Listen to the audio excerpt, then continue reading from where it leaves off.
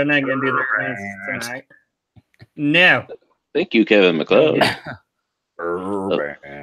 of the Clinton and Computech.com.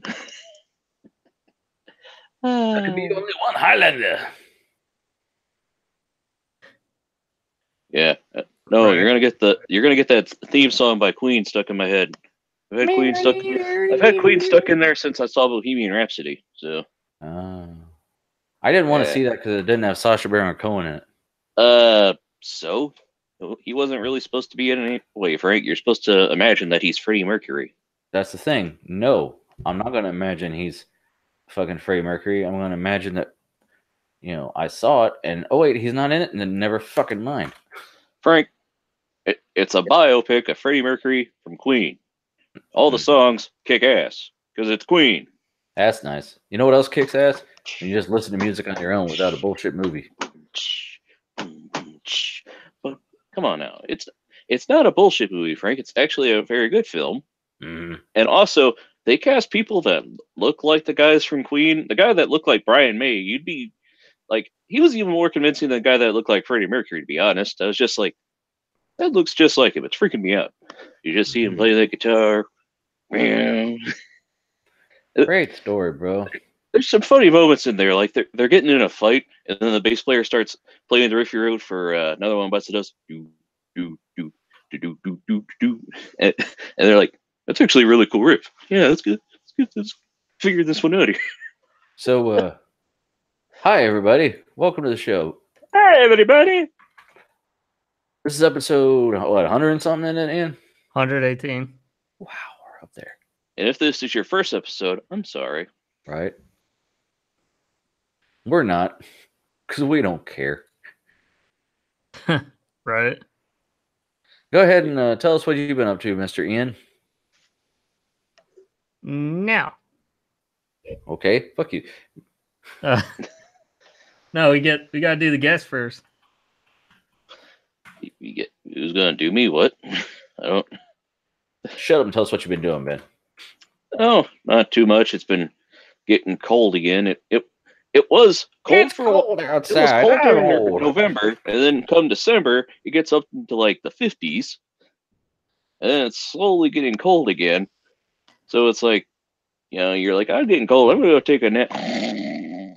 You're an old man. Yeah, a little bit. It gets cold in December in Ohio? Get out of here. Well, I remember when it first started snowing, and your wife posted some pictures on Facebook about it. I was like, oh, it's okay. Come January, we'll be like, okay, enough. Stop this. Stop.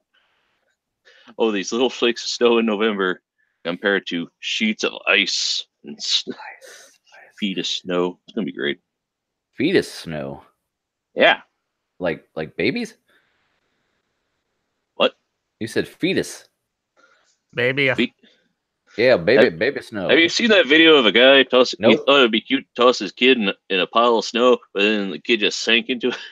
Like, just dug him out. And then people reversed it, and they're like, a Canadian being born in the wild. It was cute. Gotcha. So yeah, I've been mostly trying to write my sleep schedule after my med situation's been screwed up, because while the meds I'm on, it's on back order, so they put me on a substitute, but it's got this sedative in it. So like the first night I took it, I basically slept from dark until dark again. And I was like, I don't think this stuff's going to be good for me. And I tried to get used to it for a week. Nope. So I just quit taking it. My system's been a little screwed up from it, but Yeah. Oh, for those of us that don't know, is that for like your anxiety med? Yeah. So, one of them. Oh, well, okay. that, and then my ADD med, I also need to get another prescription for, but the closest appointment I could get with my doctor was the day after Christmas. Wow. So that's gonna be a fun holiday season for me. Like, I ain't doing this shit until after Christmas. So I don't feel too bad about having trouble getting my stuff in order, because. But yeah, that's great. How about you, Franklin? What have you been up to? Well, mostly work, overtime and all that. Today, before the show, I hung up some posters that I framed and had sitting around forever. And I hung them up. I went to take a picture, and this one fell. Whoops. I also, if you could see, I have my bottles of Quantum glowing with RGB goodness. Quantum Leap? Yes, that's what I got there, Ben. Scott Bakula in every bottle. Scott Bakula never played Dracula. Well, for now, it's going with blue goodness. Well, yeah, Quantum's blue. Oh. But B stands for blue. See. This one doesn't have a remote. It says remote in the description when I bought them, but it's just a plug on the USB plug that's got buttons on it. And I'm not walking over there to switch it. So what's Ian been up to now? That's it. That's all you got, Frank? No new Fallout shit, or been playing it some more this week? I have been, and I'm wearing a shirt. Sweet. Got a haircut today, and plan on. I see that's really short. Yeah, plan on playing after we go off the show. So that's about all I got.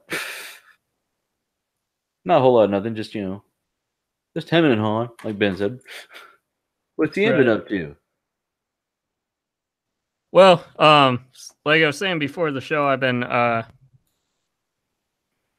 ordered a new part for my FX build. Since I've been doing a lot of upgrades for my Ryzen build, my FX one is, it's getting some hand-me-down parts from the newer computer, like my 480, a power supply.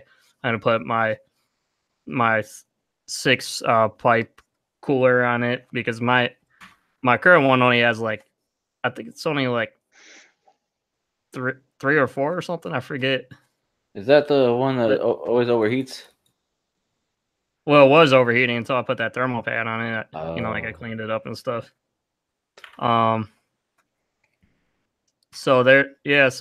upgrading that, and then I decided to get an SSD because, well, I have an SSD for my Ryzen build. I didn't have one for my FX one, and my computer takes like 5 to 10 minutes to fully boot up with all the programs and stuff. So, oh man, yeah.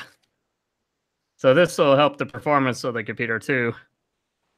So also, since I got that, I was thinking, for my Ryzen build, I want to buy a new case for. So, and I kind of had in mind like a black and white kind of theme case. Yeah, I was thinking about. I was showing Frank on the show the other week. I was thinking about going with like a Corsair one.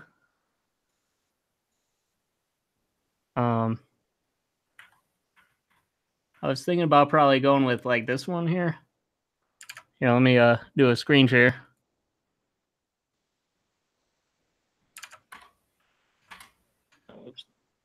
Into the tunnel. There we go. Oh, it's the tempered glass one. Neat. Yeah.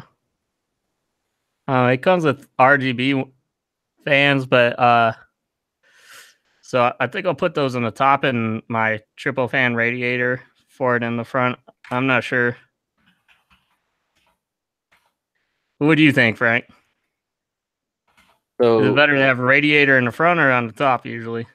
Well, from what I read, it doesn't fucking matter. Oh.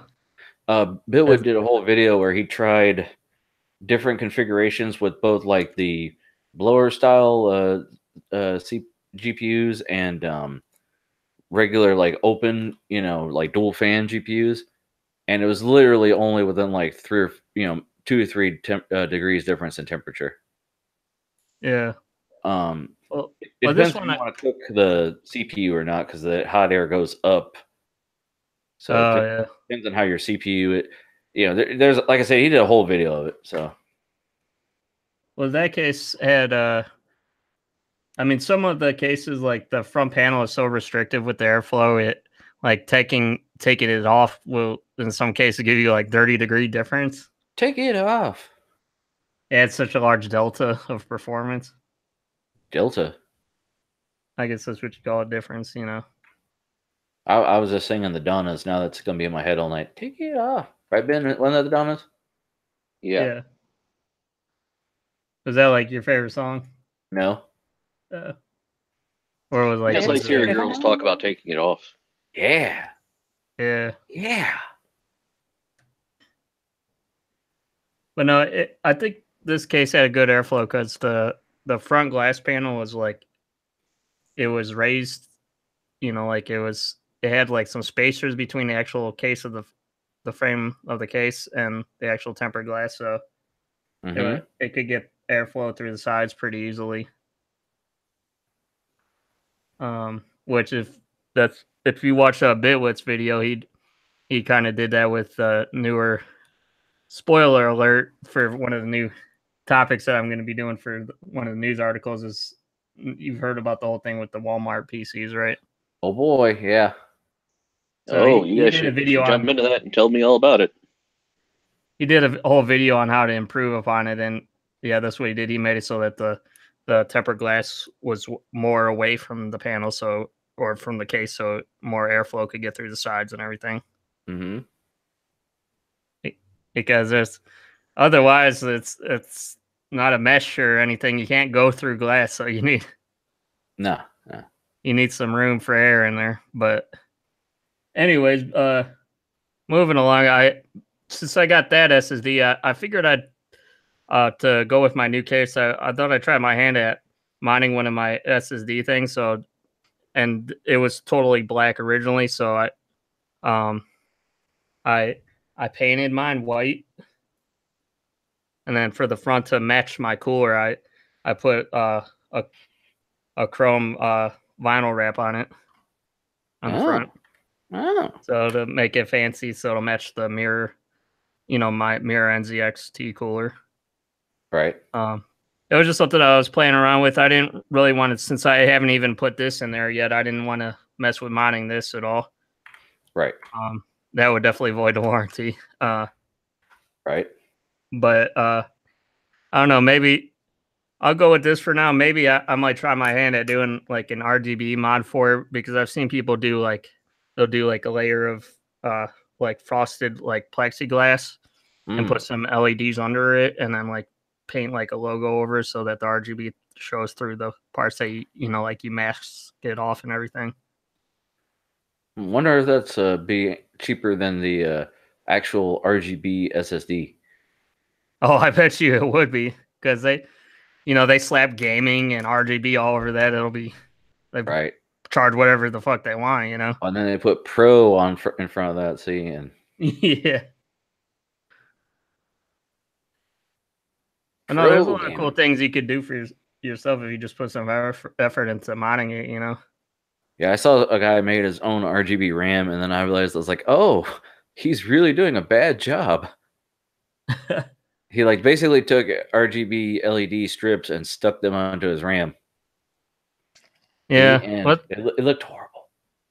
Well, there's only so much you could do with the LED strips because they're larger than a lot of the components are, so it's like unless if you have some custom LED soldered onto the boards and stuff, it's like,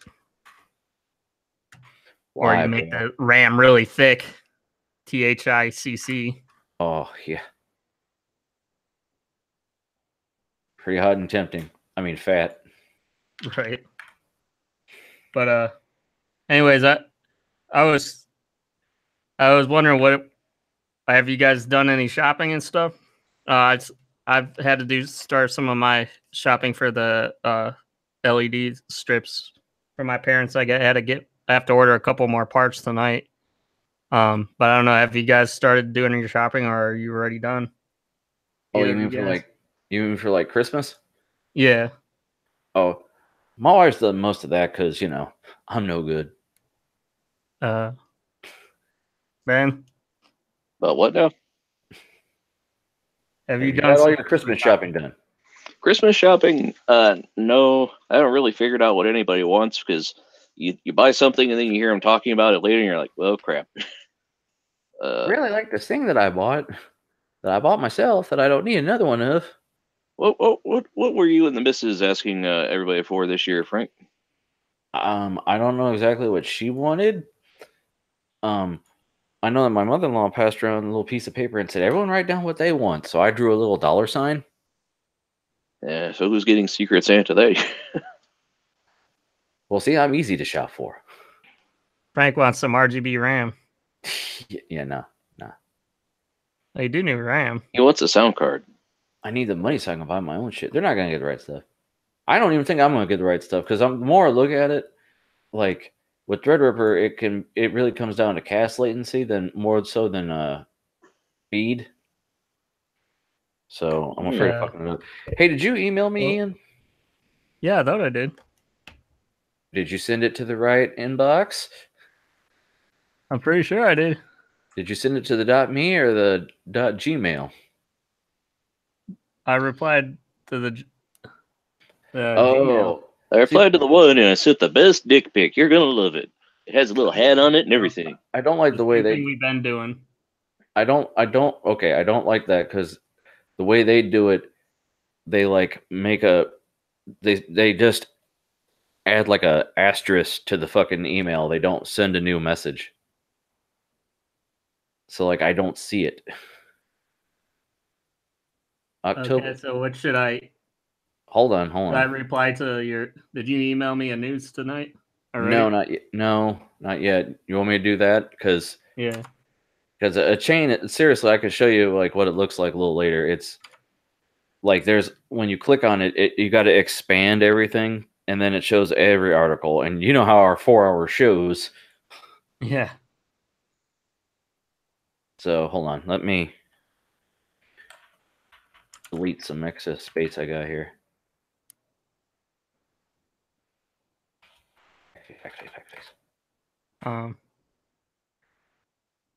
But speaking of RAM, did you hear that? I don't know if you saw that. I was looking at the Newegg deals. They had a 16K kit of Dominator RAM for like 109. 16 gig. What speed? Oh, I think it was like 3200 or something.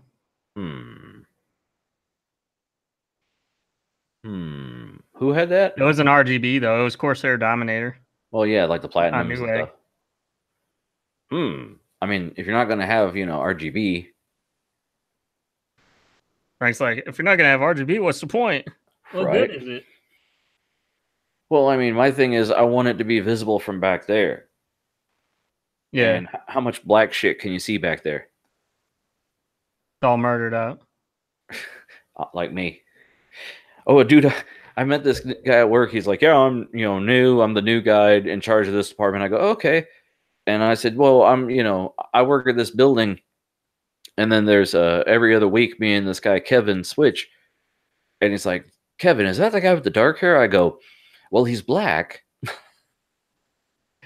So yeah. But he meant another guy. He meant Floyd.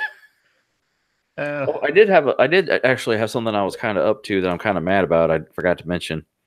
So remember I said my remote from my lamp, the label thing kept coming off? Yeah. So the label kept popping off because the board had only one screw holding it in. And it was holding at an angle, so the corner of the board was popping up, and it would make the sticker with all the buttons just fly out. And every week it would come off, and I'm like, that glue is going to just give up. It's just going to be worthless eventually. So I went out and got a little eyeglass repair kit with some little mini screws and a screwdriver. And I go to put my screws in, and I try to find the hole because there's holes in the back where you're supposed to put screws. And what the hell is it? Spring between the battery and the board fell off. Disappeared. Oh, shit. So once it hits the carpet, it's gone, huh? Well, yeah, I mean, yeah. I looked and I tried to find it. I can only, I've had guys that I know lose pins to their glasses, the pins that hold the frames to the earpieces. Yeah. They've lost those, and I found them. So I'm usually pretty good at finding small things. I couldn't fucking find it. And even though before I took it off by accident, and when I was trying, I put it back in, and I still couldn't get it to work, and then I lost it anyway.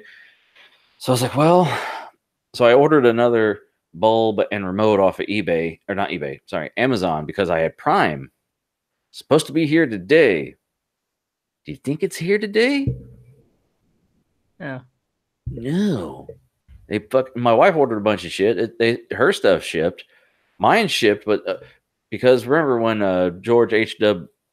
Died, they made his funeral day a holiday. So the post office didn't fucking work. So that fucked it up. Shit. So they're like, expected between the 8th and 11th. Let us know Wednesday if it doesn't come. I'm like, oh no, motherfuckers. I ordered it on the 4th. I was supposed to have it today. I'll let you know before fucking Wednesday. Don't worry. So yeah, I ordered this SSD. Since I got a Prime trial, I figured, hey, that'll help for the holidays. And it's like, they let me do a 1-day pickup for that because they had an Amazon thing at Akron in Akron. It was like 15 minutes away from me, so I had my dad pick that up because he goes through Akron when he comes home from work. Yeah, I figured least I'll get a new remote, and maybe it'll work with both bulbs, and I won't have to throw this one away because now it's stuck on yellow, and I don't know if I unscrew it, I turn the power off to it, and it still lights up yellow. So I don't know. But anyway, did you reply to me, man?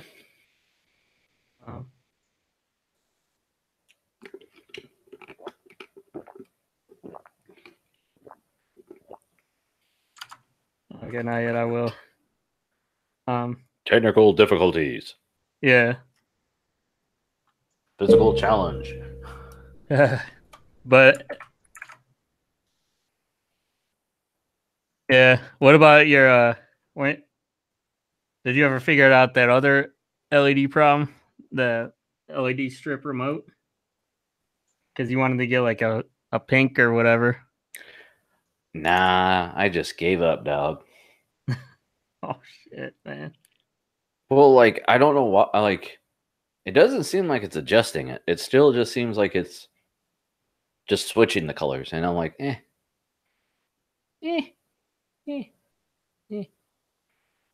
Anyway. Okay, I just emailed it to you, but it keep mashing refresh on your email. There it goes.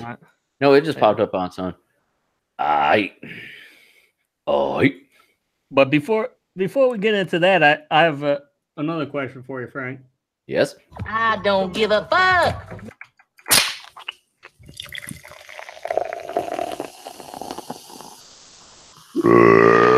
Soda Talk with Frank and Ian. And Ben, apparently. Yeah, I'm here. Yeah. Oh, yeah. Well, then, why don't you go first, Ben? What have you been drinking on?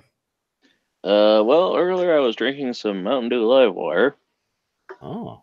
And right now I'm drinking some tart cherry juice mixed with kiwi strawberry. Have you tried that Mountain Dew Mary mashup or whatever? No, I can't even find Black Label in the stores lately. No, okay. I don't know what happened to it. That's racist. Although I figured you might like it because it's like pomegranate and cranberry. I'm not a big cranberry fan. It's kind of just a filler, you know. I mean, still better than grapefruit, but although I have found one store that still has some Baja Blast and some Crystal Pepsi still. So I'm like, how does this still here? I'm buying it. So well, if it's still from this summer, then it should still be good. Let's feel like Frank. Yeah, I've got a few. Well, everyone hoarded it because they didn't think it would come back, and they're like, "Oh, it came back." I don't know why it's seasonal. I understand it kind of goes sour, like maybe it's got some real juice in it, but I don't think the shit in it. Like they sell it at Taco Bell year round, right? Yeah. Well, yeah, but they don't hoard it. It's Well, the only reason I have to hoard it is because they don't fucking sell it right. Like they Have should you just seen sell it other all. people complain about no more Sangrita Blast? I mean, that made me almost cry. I was like, no. Like they don't even have it at Taco Bell anymore. Did it make you cry as bad as Ecto Cooler going away? I know because I barely remember Ecto Cooler. Oh, I thought you were a big fan of Ecto Cooler. Well, yeah, but I wasn't young enough to realize that it was going away for good. I didn't know what forever meant, dog. Did you ever try those Ecto Twinkies? No, actually. You know what kind of Twinkie I saw the other day? I was like, ooh, that's gross. They had a peppermint Twinkie. Yeah, I saw that. Nowadays. Like, yeah, they're like pink. I was watching Neon Good Mythical Morning the other day. Well, watching with Solange, and Huh? they had this challenge where they decided, we understand peppermint candy canes, but what about other things? Can we make them peppermint? So they had peppermint, instant ramen, uh, yeah, peppermint sushi. So they weren't really trying, to see does it taste good. It was a matter of things that have never been eaten before. So after tasting it, they can go, "Oh, it's been eaten."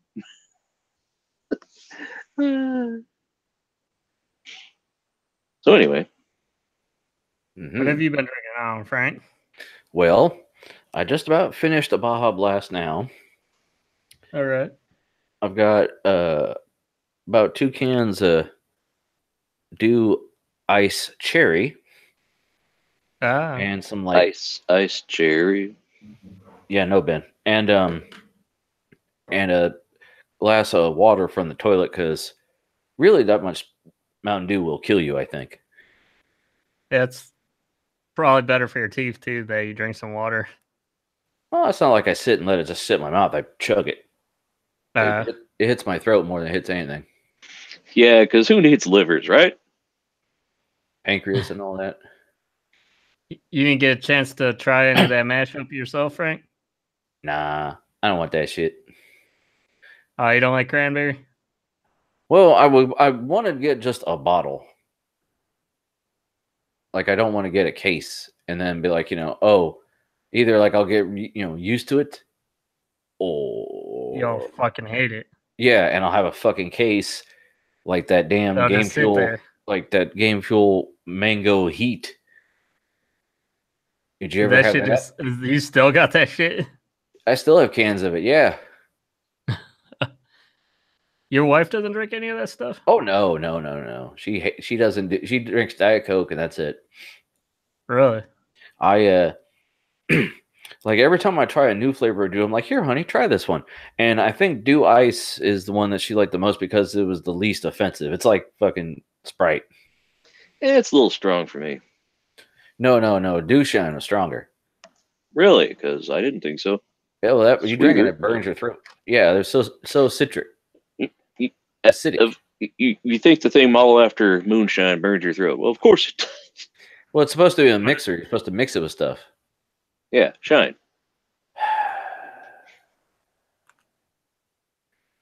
Anyways, but I do have a story that goes with this before we go on to something else. Is that okay, fellas? Do you care about what I'm drinking on? Oh, I thought we already got there. Go ahead. No, I'm just drinking my this is my usual Fanta pineapple.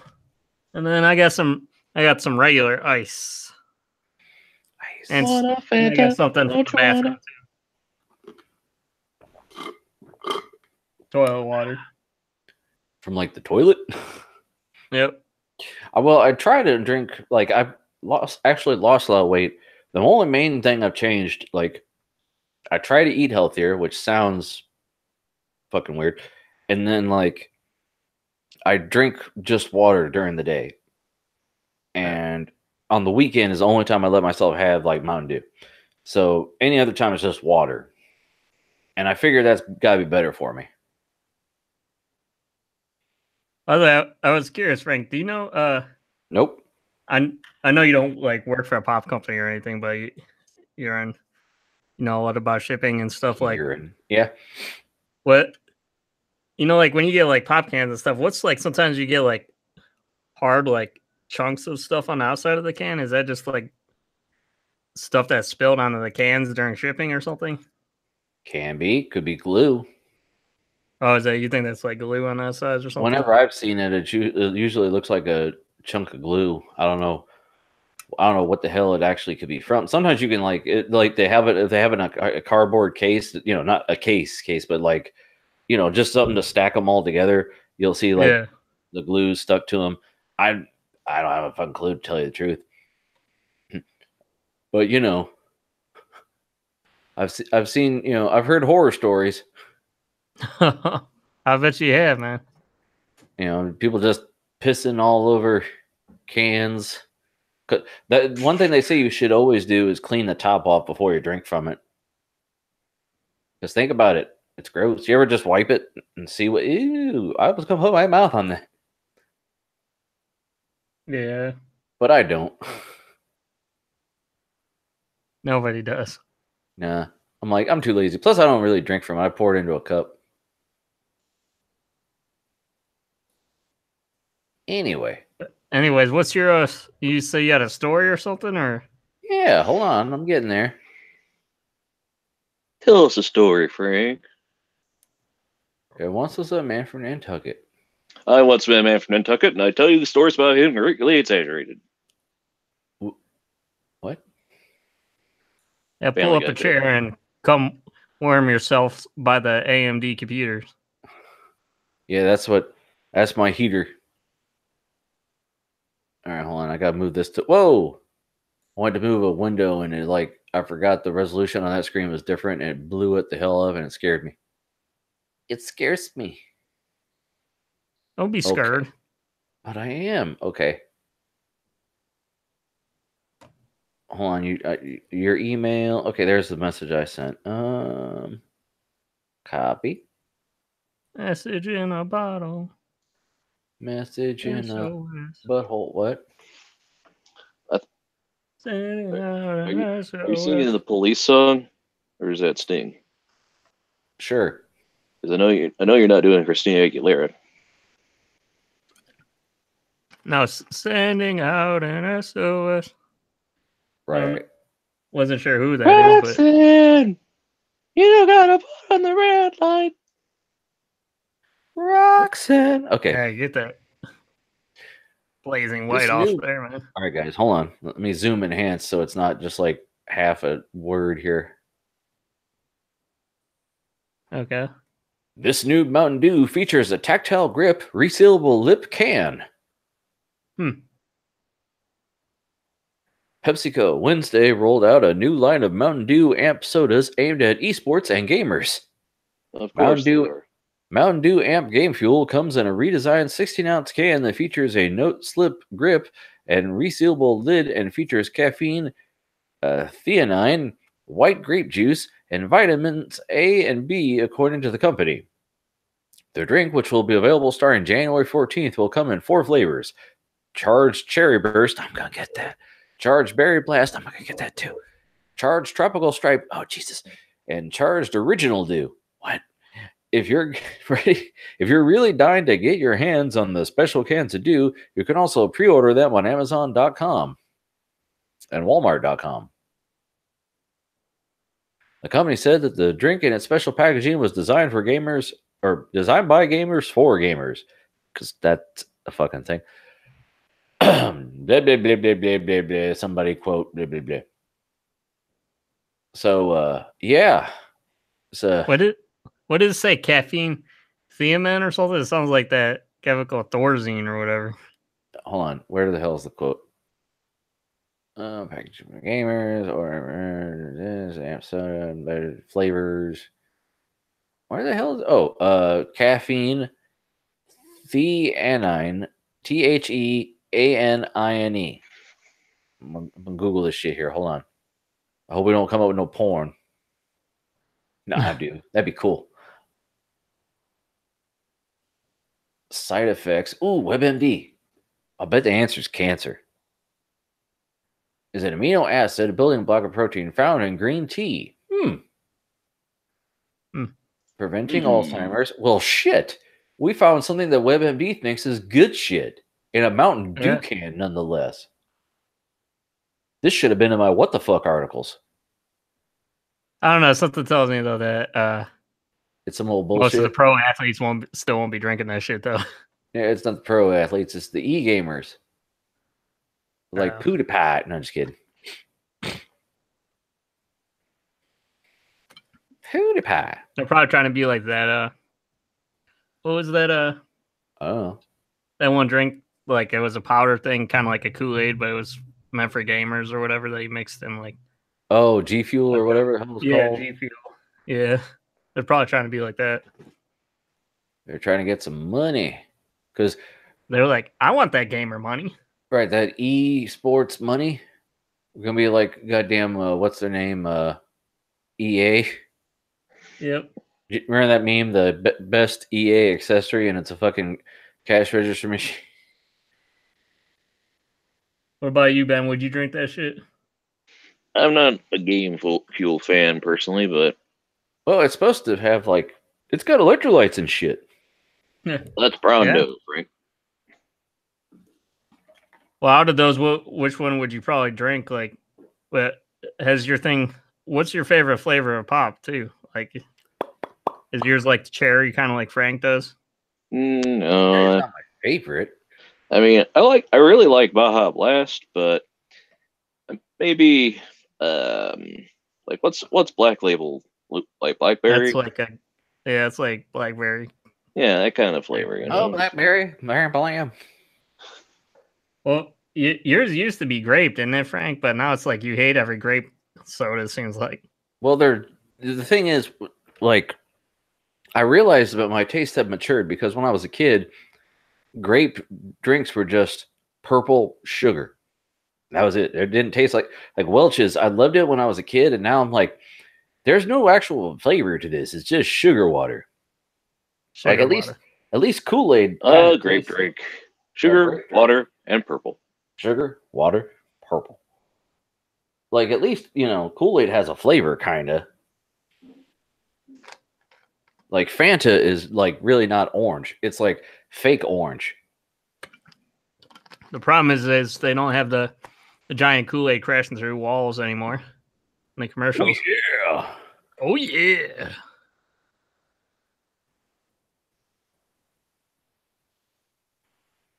But that tropical thing, is that the yellow one? That sounds good.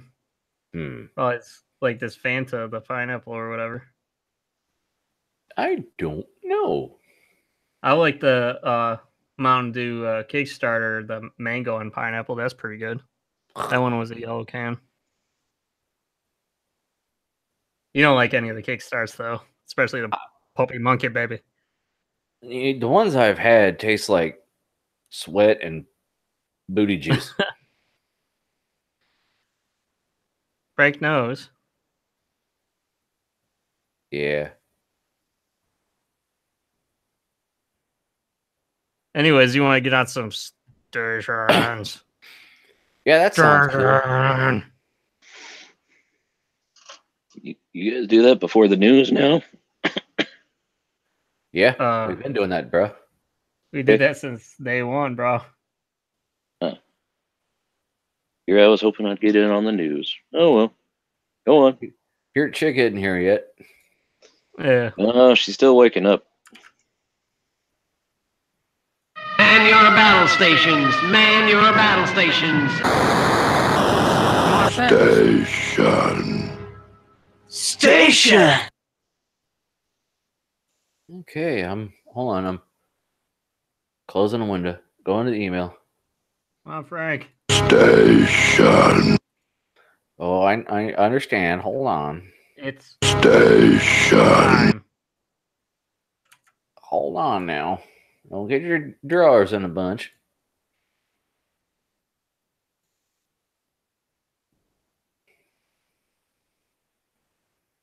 Come on. Boring. I clicked the button. Oh, now it's not responding. Hold on. Damn you, internet. Which celebrity tech guys? Whose fault is it this time? Hey, Frank! Uh-oh. Hello? Hold on, guys. I'll be right back. Oh, boy. So... I need your help, Frank! I need your help, Frank! Yeah, because something's turning the frogs gay, right, Ian? Right? What are your thoughts on Alex Jones after the whole, getting banned from everything controversy? Well, I kind of felt like after a while, like when PayPal finally decided to ban him, it seemed like then at that point the companies were just getting scared and jumping on the we hate Alex Jones now bandwagon. Well, I don't know, man. Because it's like PayPal, that's just the bank. They shouldn't even be involved in like what your organization is about or whatever. It's like, well, the thing about PayPal is that like if you're selling adult products, that's often a chargeback. So a lot of people that sell adult material and pornography, they have all kinds of problems with them, and other people that run gambling sites, they're also a higher risk of chargebacks, and so it's a question with PayPal has their things about what they won't do, but then there's also the issue of they'll freeze your accounts too if there's if there's questionable things. So it's like PayPal kind of has their a lot of power over people's income, which I don't know. Welcome back, Frank. He was asking me about the Alex Jones thing. Frank, what my thoughts were about it. And did you hear about that one lady that got kicked off Twitter? So she chained herself or handcuffed herself to the Twitter door. They didn't do anything. They just had the cops come and like cut her off the building, and then like they didn't even press charges. That's dumb. Hey, all these companies they're technically private owned companies, so it's like it just sucks that we don't have like a real. I guess there really is no technical platform online that's a public owned. Well, it depends. Like you do whatever's legal, Well, that's the thing is like Pirate Bay has that kind of attitude, like we the bits want to be free, but then there's things like DTube that are doing the whole based around the blockchain like Bitcoin is, and then there's a BitChute that's based off of BitTorrent that's trying to be an alternative to YouTube, which is where all the people that get kicked off of YouTube end up going. So but then you go there and it's like, oh, look at all this Nazi stuff. I think I'm just going to close this window.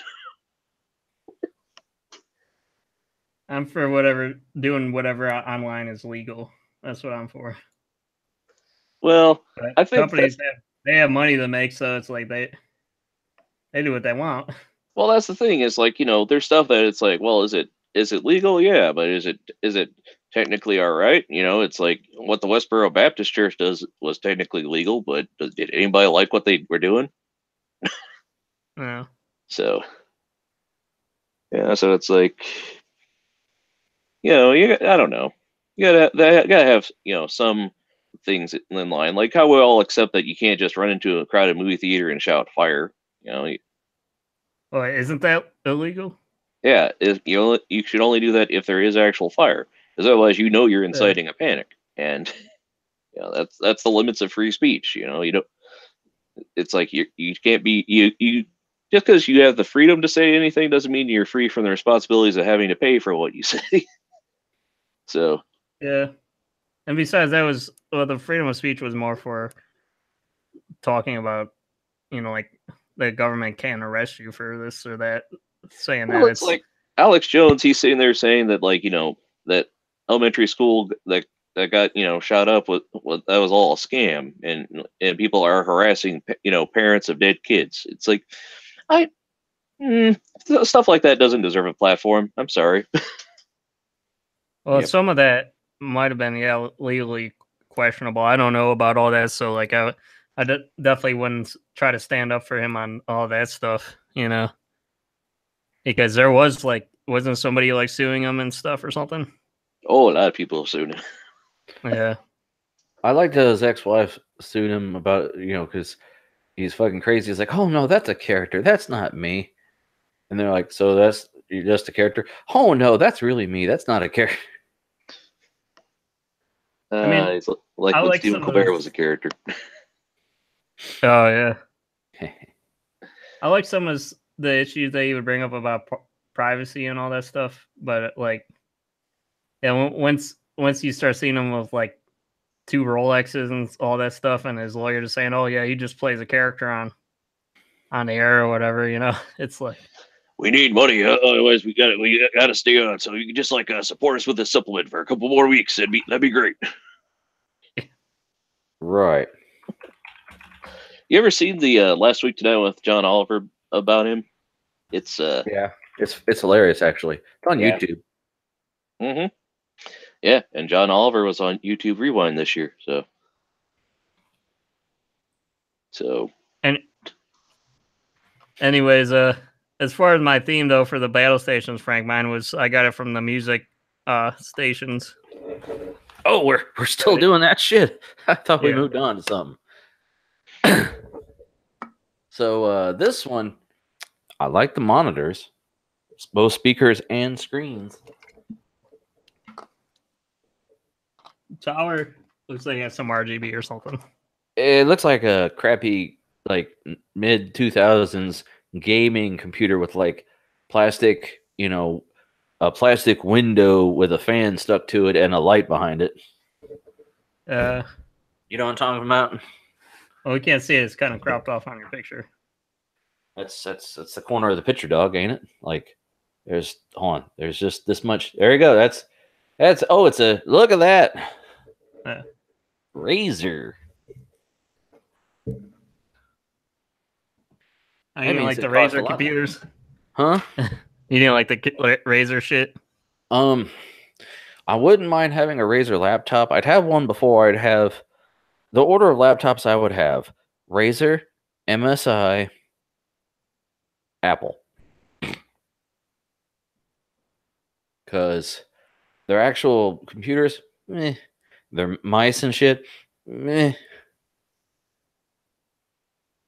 But yeah, okay. This guy must be a Zeos fan, which is the guy I told you about on YouTube. I watch a lot of, because his speakers, not only does he have the JBL Studio, well, I'm gonna say they're the 5s, but anyway, not only does he have those as his speakers, they're upside down. That's something he does and encourages, and not a lot of people do it. So if I were to guess, I'll ask in the comments, actually. Let me see if anyone said that first. Yeah, 305 to 307s. Oh, there's a comment below.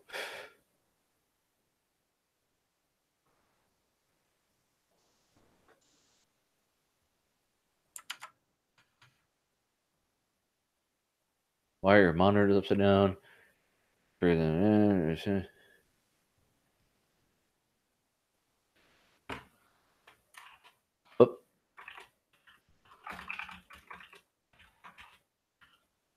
Doesn't have could use some more guitars in there, right?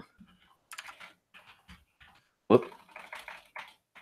I mean, you can't see the corner of the room where the guitars probably are.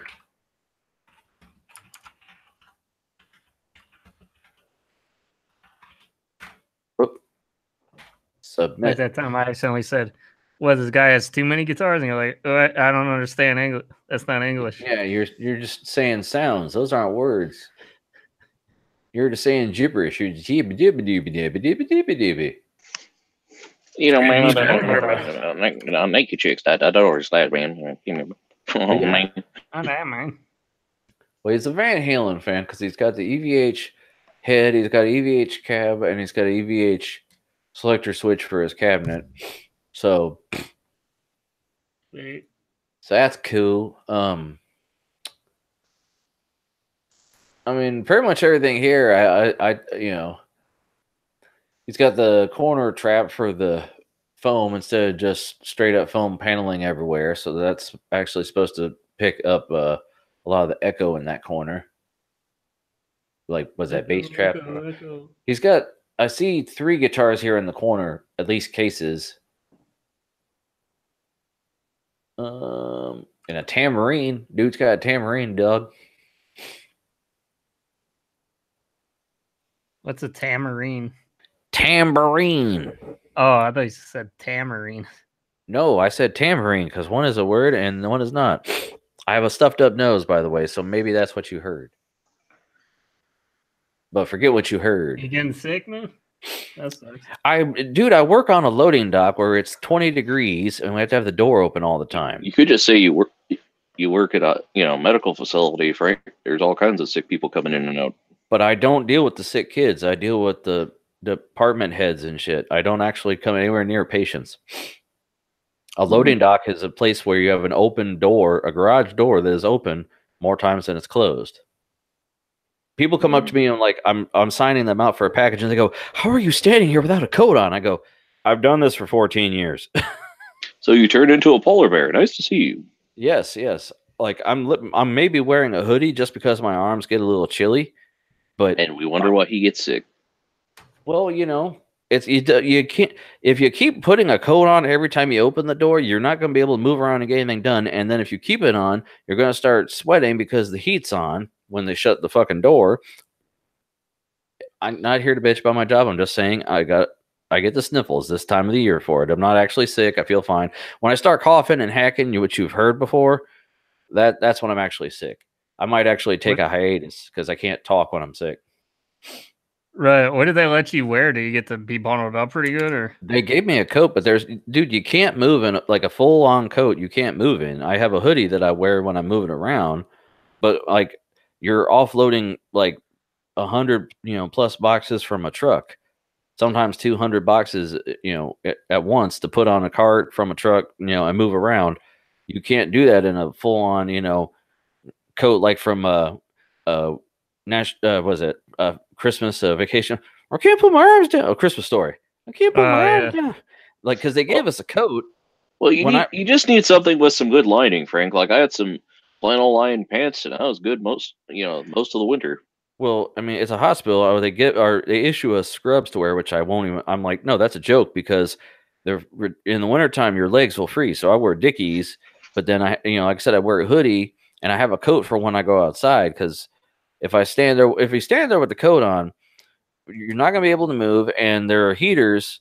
You're either, when the heat does pick up, you're going to be sweating underneath your coat. And then you're just like disgusted or, you just waste time taking it on and off. So I just wear a fucking hoodie all day and I'm used to it at this point.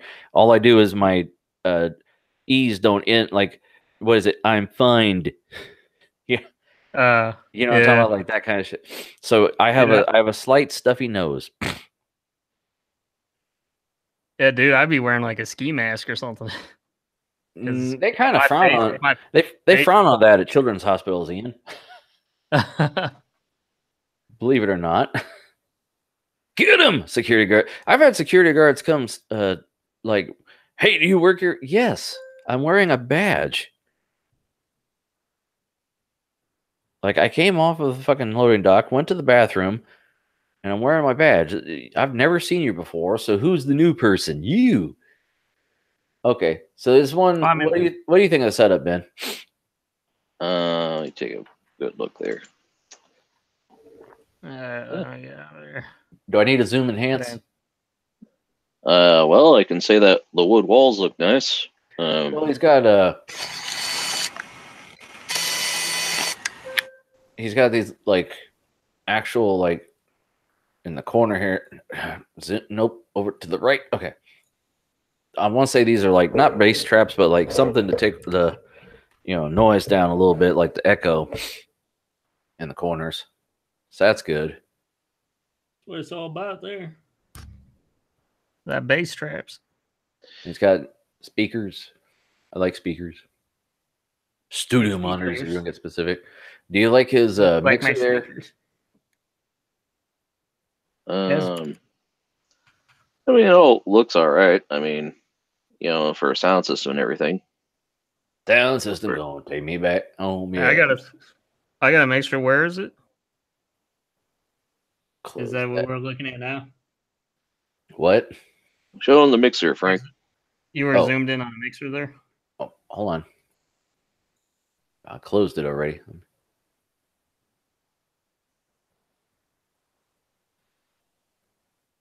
So we've got a couple guitar cases. There you go. I'm not sure what brand that is. It looks kind of similar to mine, you know, a standard like 8-channel or something, you know, or 6 or 8-channel. Looks like. I have no idea. It's a blurry blur. Well, as long as you're not recording a whole bunch of live instruments, you know. Yeah. Okay, so your next setup, I gotta unzoom enhance. They get a little bit more crazier as the setup's going on. Oh boy. Oh, panoramas. Yeah, I like how when they do it, like, it breaks the like picture on the one side, like, because it's like, oh man, that's cool, and then you get over to like the keyboard, and it's all wow. How many keyboards do you need? I understand being able to do different things with different ones and all that. It depends on the system, Frank. You know? It depends on the system. I watched a guy breaking down how to play Thriller, and there's a bass note that you hit. It's one note that you hit on a whole different synth, just because it sounds a little bit different. Boom, boom, boom, boom. I don't know why he's got the speakers up in the fucking wall like that. It's kind of ridiculous, but yes, I'll agree with you, Ian. This one is crazy. And then your third one, hold on. If I get to it. Come on. Even this guy's bored. Is that like a planetarium? I have no idea what it is, but he's got a lot of shit, man. This is like the audio version of the guy from the Matrix when Neo goes in that room and there's just a bunch of monitors. This is the audio equivalent of that. I saw this video from Vice where this engineer maintains one of the last analog, you know, like word graphics animators and stuff. So he's got all these wires and, you know, it's charts if you plug this into that to make it do stuff. And he's like, you know, this stuff was all really cool in the 80s when I got into it. And then the computers came by and they just, you know, threw the baby out with the bathwater. So I saved it. I'm like, man, imagine how much power that room must take. But I mean, it's cool if there's still somebody maintaining it. But, you know, just like that. Just like when they cleaned up those NASA tapes and they had one machine left that could read them.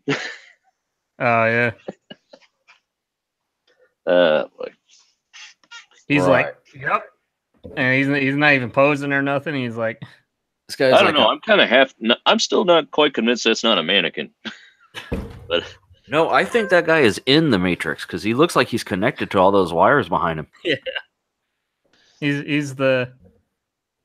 This looks like the computer room whenever they cut to, like, you know, oh, we got a guy running loose in the facility. Yeah, hold on, let me find him.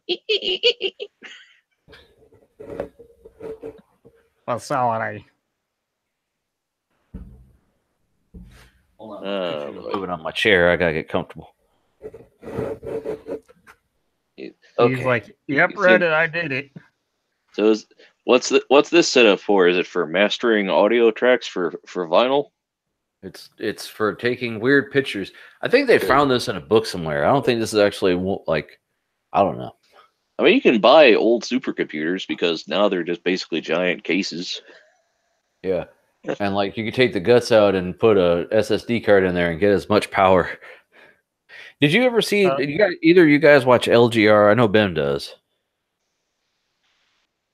Easy game reviews. Can't say that I have. Oh, yeah. He bought a reproduction, like, this old computer that was so, like, the tower was impressive, but the actual hardware, like, was so small that, like, you could actually run a whole different computer inside of it. So I think he put like a Windows computer inside of it, and it still has enough room to be functional. It's weird. Yeah, 6 is cool, but if you tried natural light, so this guy got 242 upvotes. This guy got 10. What? And this guy got 205. So apparently, the dude basking in the sun won. Well,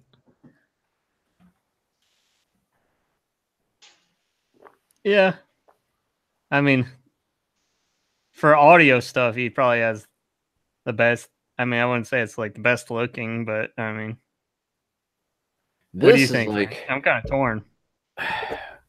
The only thing this is missing is a big ass TV. Like, well, that might be if that's a projector, then yes, because this thing up above that window and that little shelf there, like there's the between the rooms there, like there's the where the pillows are and way up top. If that's a projector and it can project on that wall so he can watch, TV from that bed, that's a win. So projecting on me, because then you can watch your movies and your video games on a wall. Video game. So if so, that beats this just by a hair. And then this is just silly. Ben, your thoughts since you're the visitor? I'm the visitor. I mean, basically, I think that they work in the order you showed them. That one's a nice studio, and then the other one is kind of a, hippie den. Well, since it's panoramas of this tiny space, I mean, I'm not even sure what's going on with the lighting in the third picture. Yeah, it looks like he bumped his camera. So, but yeah, and then the third one, like, is cool, but don't really know what all you do with it. There's probably like megabytes of power in that room. Ian, what about you? Cool to pose with. This guy looks like he's wearing a diaper under his shorts, by the way. What? A diaper? I don't know, man. Is that the same order you were going with, Frank? What? Because I don't know if you really said your order. You just gave some opinions. I said if that's a projector, this, number one, this two, and then this is just silly. Someone says, "Is that you or a picture?" And he says, "I'm pretty sure it used to be Vince Clarke's studio before he moved to Maine." So I don't know. I don't even know who Vince Clarke is. Oh, now I got to Google now. I mean, I don't really care if it was the dudes that posted it or not. I mean, even if it looks was like the guy. Hold on.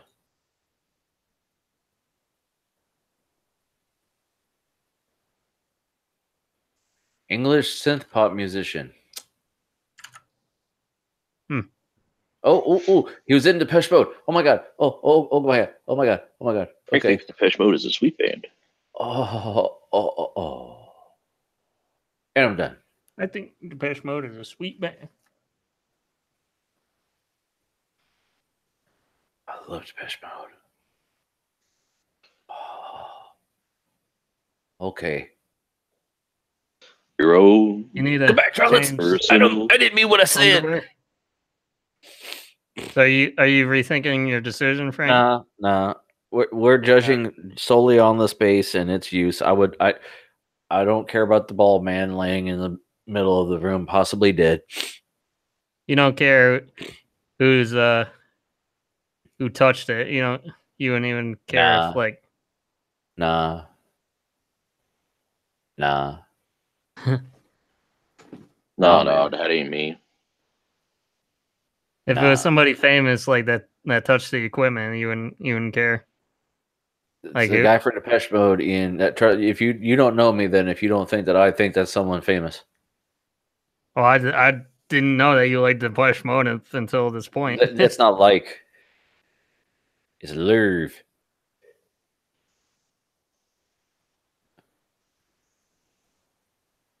Man crush. Oh, well, kind of hard to have a man crush on a band, I guess. Dave Gahan, though, that dude is. I love him. He's a brilliant singer, songwriter. I respect him as an artist. The man is crazy. I don't know who I've had the discussion with. I'm a big fan of Dave Gahan's work and his abilities, but I've listened to some of the things about because his solo album that he put out was all like personal stuff. And there's this point where he went crazy and was living in a closet, and he had this little doll in there with him that he would call the Tin Man, and he would talk to it, and it would talk back to him. And in one of his songs, he says, "The Tin Man says I'm doing fine," and I'm like, "You don't come back from that. You are that fucked up. You don't come back. You're just fucked up. That's it." So I wouldn't want to be left alone in a room with that man. I'd love to meet him. He's probably brilliant and amazing, but no, not by myself. If I met him, I'll either be killed or it'll be like I'm with Busey. Cut to Brian Williams in his sandbox.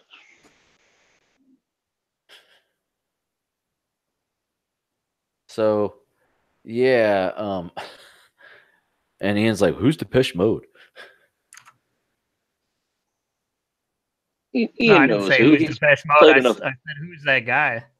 He's played enough Grand Theft Auto to know who Depeche Mode.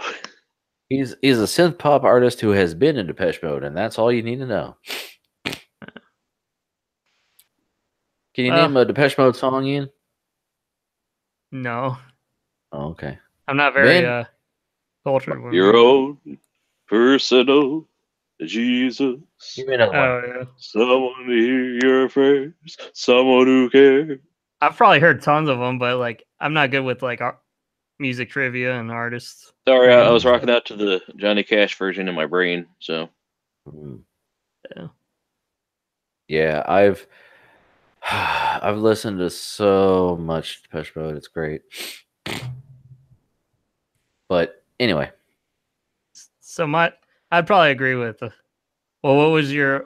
Would you say that this one was your last one, Frank? Yeah, like it looks cool, but I'm sure most of it is either analog or so outdated that like unless you're listening to records, you can't do a whole lot in there. There's a lot you could probably do with it, though. I mean, just the space itself is probably yeah, cool but all that shit might be even fixed permanently into the walls.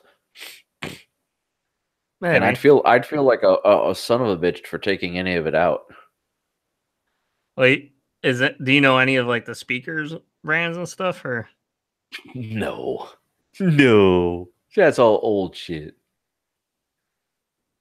Well, how do you know it's old though? Just because it's all analog, or? Well, I mean, when everything's all brown and not like wood grain, just brown. And when switchboards don't have, digital knobs, they have actual little sliders. And I'm pretty sure that's like an Apple II next to or maybe.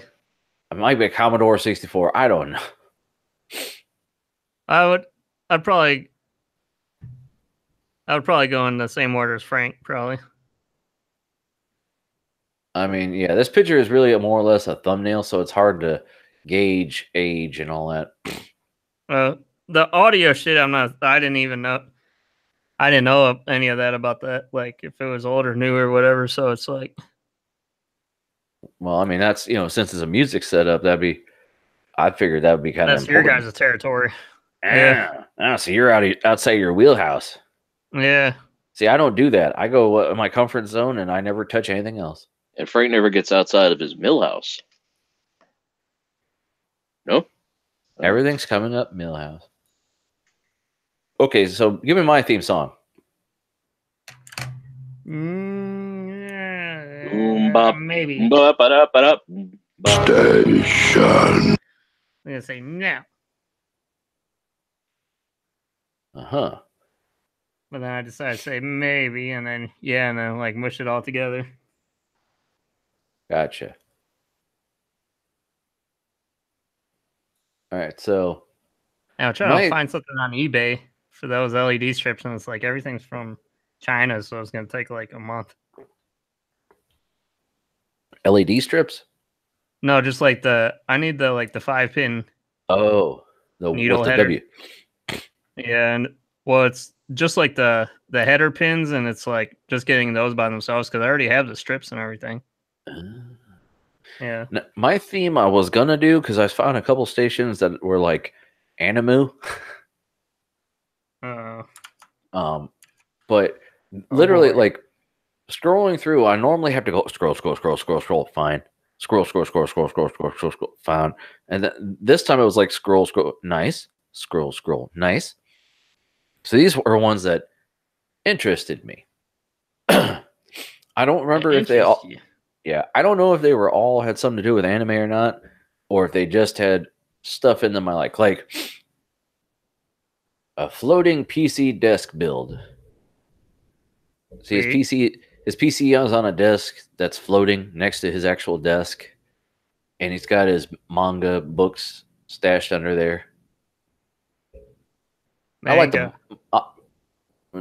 that's the Americanized version, and I enjoy the monitor layout. Even though the big one's on the bottom, in this instance it works.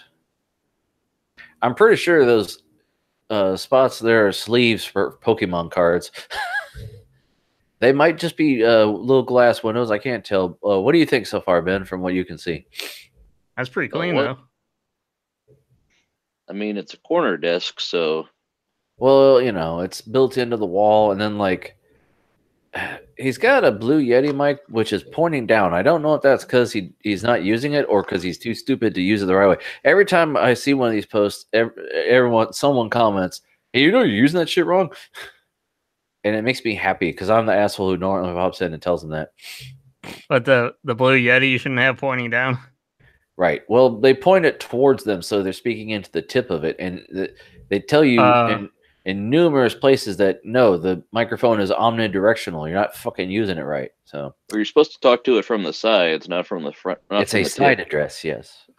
But also, he has more pictures. So if this one picture doesn't just do it for you, here's another shot. He's got one of those.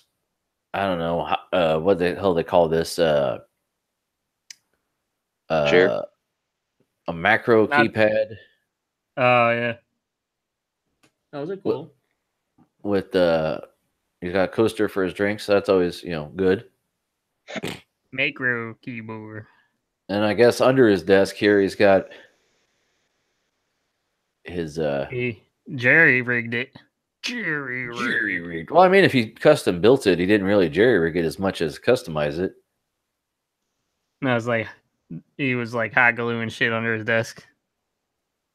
Right. No, it just looks like drill hole and zip tied and screwed and glued, I guess. What the hell is this here? What is that? Is that a modem? Router, maybe? I don't know. Oh, here's the desk with the top off. I don't know. He put a power outlet in the bracing of the damn thing. That's cool, dude. Shows you the progress. See, he put his wires to the monitor in the wall. Like, this is his life's work right here. I mean, like, look, come on. Yeah, like where his shelf is for his computer, he's got all his cables running from it into the wall. And he even penciled in where the tower goes so he knows. Okay, it's going to be right here, and then I'm going to put this over here.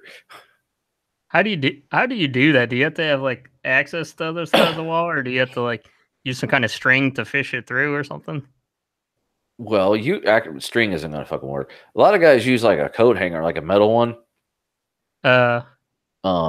And I've seen guys do this. There's entire videos on it because. Oh, really?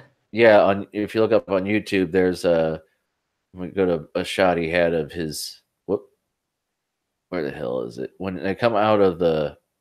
Oh, God damn it! I just saw because I had it zoomed in when we weren't talking about it. Here it is. For where they come out, You can get this is really, there's just a hole in the wall, and then this is a dressing to make a gasket, like kind of like the inside of a PC case. You know how there's a grommet, I guess. It's like an outlet.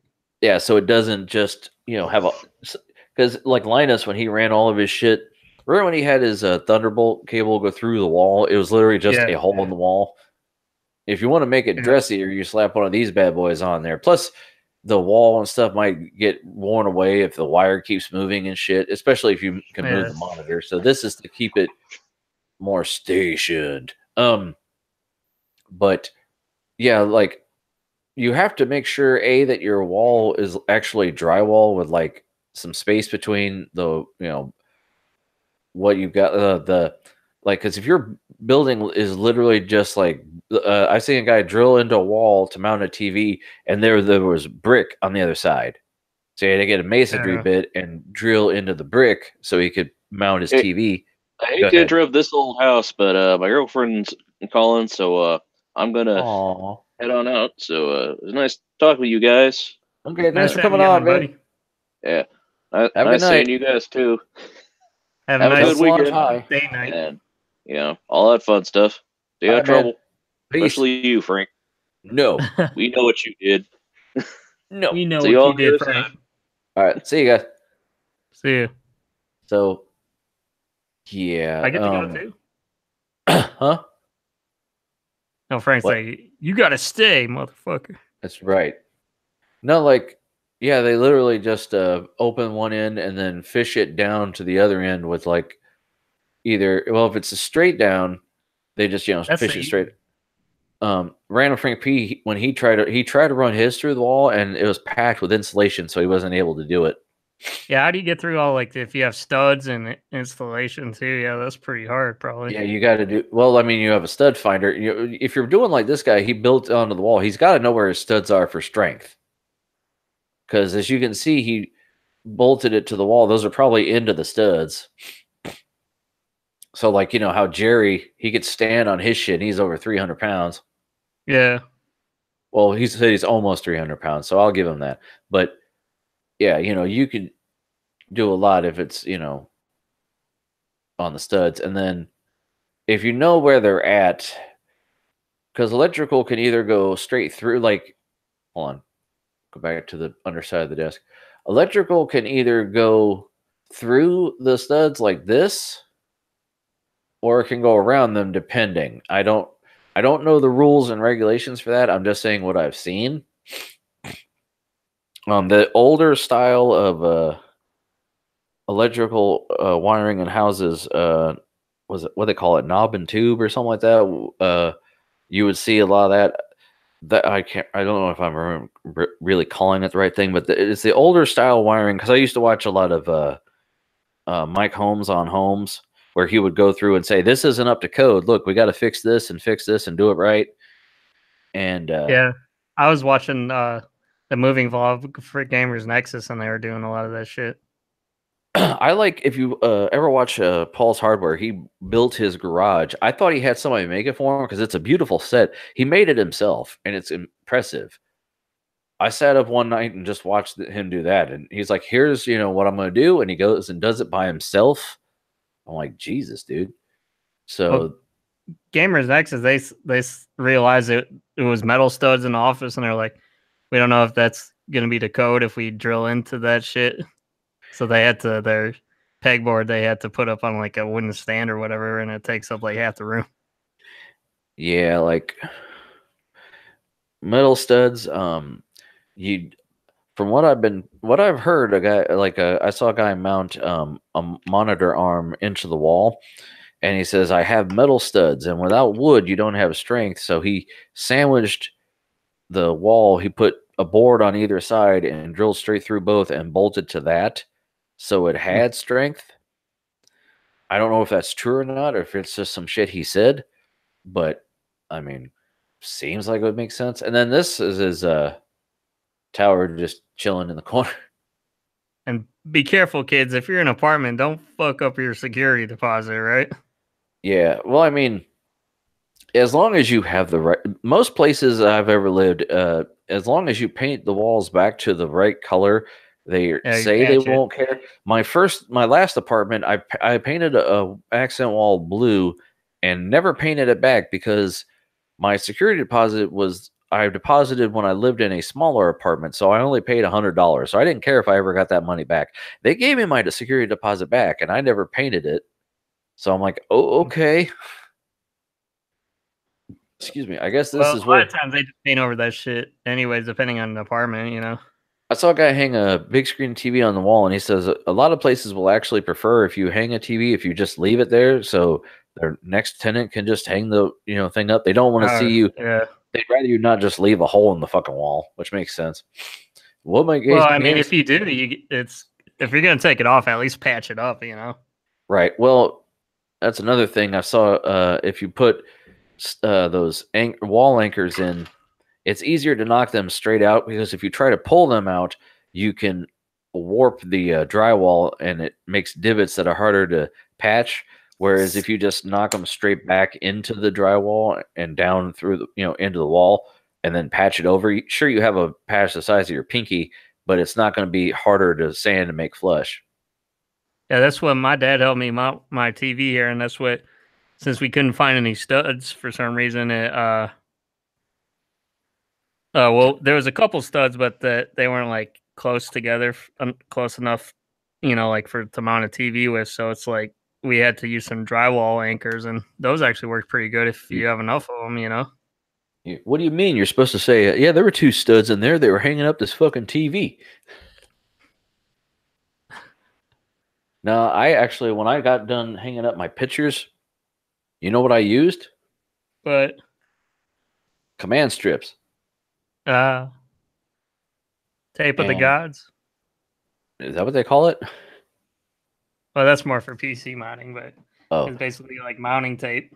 The command strips that got that gay guy in the commercial do no harm, which is true. I like them. They get the job done, dog.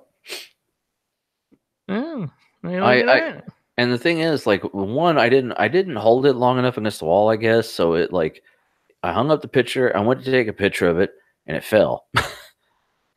I literally just picked it back up and put it back on, and so far it's still there. If you hear a crash, that's what it is. But so, what kind of pictures you got up there? You got like some posters and. Oh, hold on. Let me stop screen sharing so I can share. Okay. You got any of those wall scrolls? Yes. Like posters for anime shit? Hold on. I have one. Okay, right there's the one wall scroll I got. Can't see it because it's a chick. Got a Nuka-Cola poster. Sweet. And can't quite see behind. Further behind there is the Nuka World poster. And those you hung up today? Yes, I hung all 1, 2, 3, 4. Well, I got a calendar too. I bought all these calendars. I never actually used them, but I bought this one because it's a Fallout calendar. In the game, there's a calendar that's the date on the calendar is the day the bombs fell, and you'll run into a room and you'll see the calendar on the wall. So this is actually a print of it, and it's a real calendar. You can peel the months off, and at the end of it, the last year is 2077, the day the bombs fell. So when you get to the end, you have a cool little thing on your wall. And I'm like, cool. So I got that on there. But I got the Fallout 76 poster, which when you wake up in Vault 76, you're in your room right next to the wall is that poster. So I was like, well, I got to get that. And then the Nuka World posters, those are ones that we got for free at GameStop. If you walked in, you could get it, but they're double-sided. So I just had both of them mounted in one big frame. Ben gave me, he went to the GameStop and got another one for me so I could get the backside. And my wall scroll I got on eBay because I had eBay bucks I didn't know I had. And for $2, I got it from China.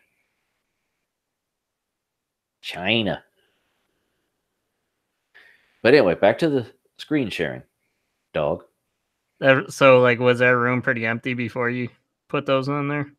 I mean, no. I mean, the walls were kind of barren. Yeah, that's like the walls.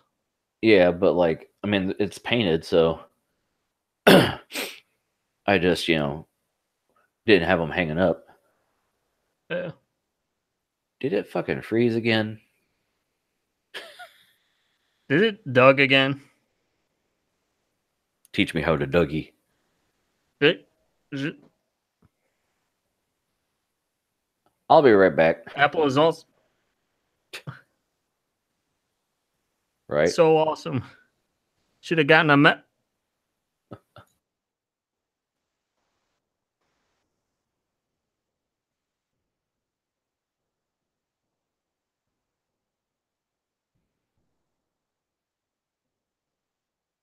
Well, anyways.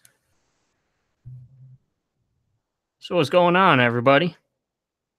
It's just me. Just me. I'm all oh god. Yeah. So what's everybody doing on Friday night? You all doing some Christmas shopping? You get all that done? Were you responsible, or are you gonna be like me and do everything last minute? Hello? Nah, I got some stuff done. Hello? Yeah, can you hear me? Yeah. Okay. I was just asking everybody if did they get all their Christmas shopping done, or are they gonna wait last minute like me?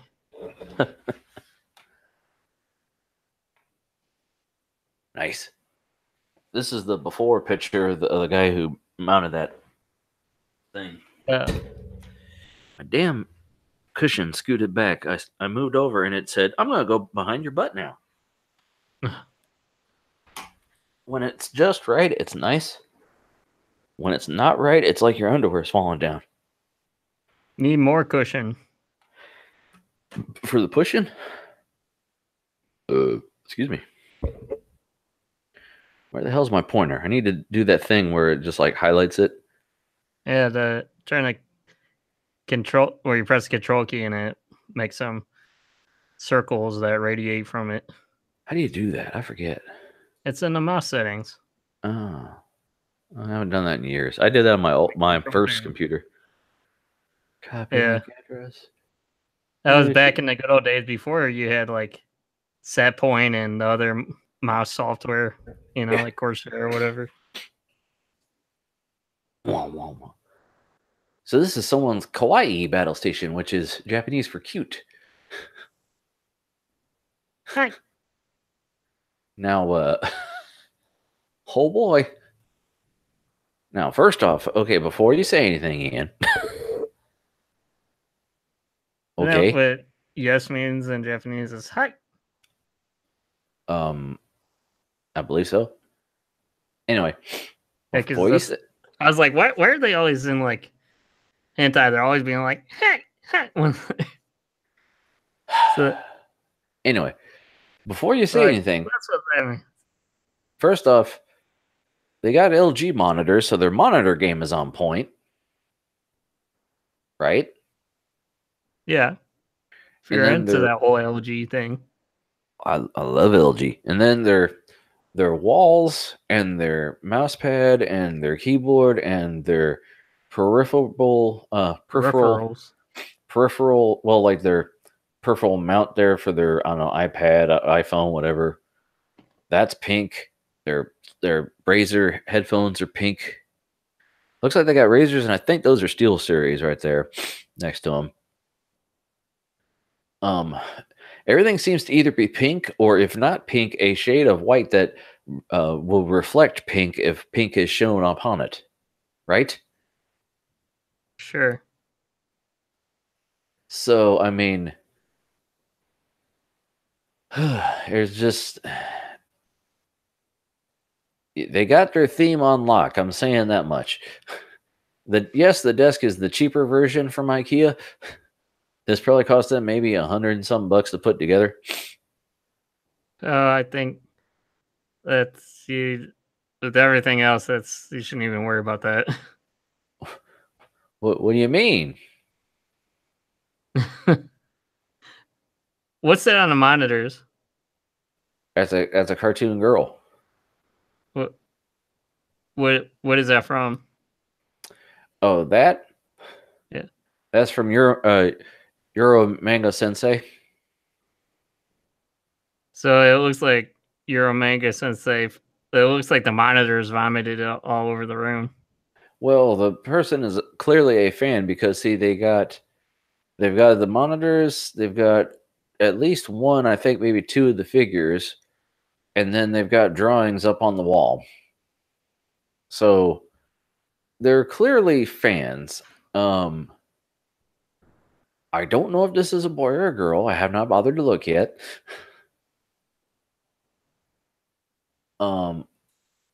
It's like close. Ace Ventura. Obsessed mutt. Right?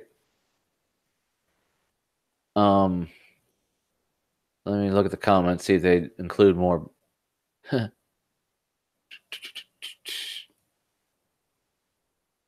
on. It said me. They said this makes me think of something, and they included a link. So I'm opening it another window.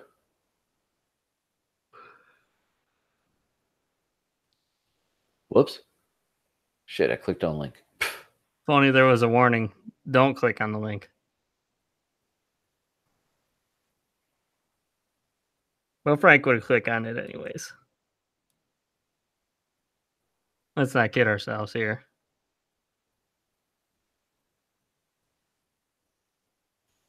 Oh my! Good thing if Frank clicked on it on another monitor. Well, I clicked on the same monitor, just did in another window.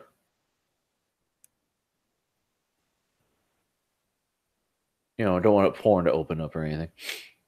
So Right. yeah, it's a very. Is that what it is? No, it was a thing from South Park. Craig and Tweak, the Book of Love. The ugliest thing on there probably would be the keyboard.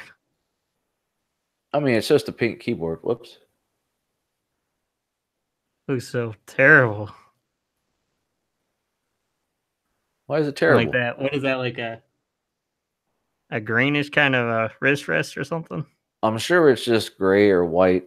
I think it's Razer, actually.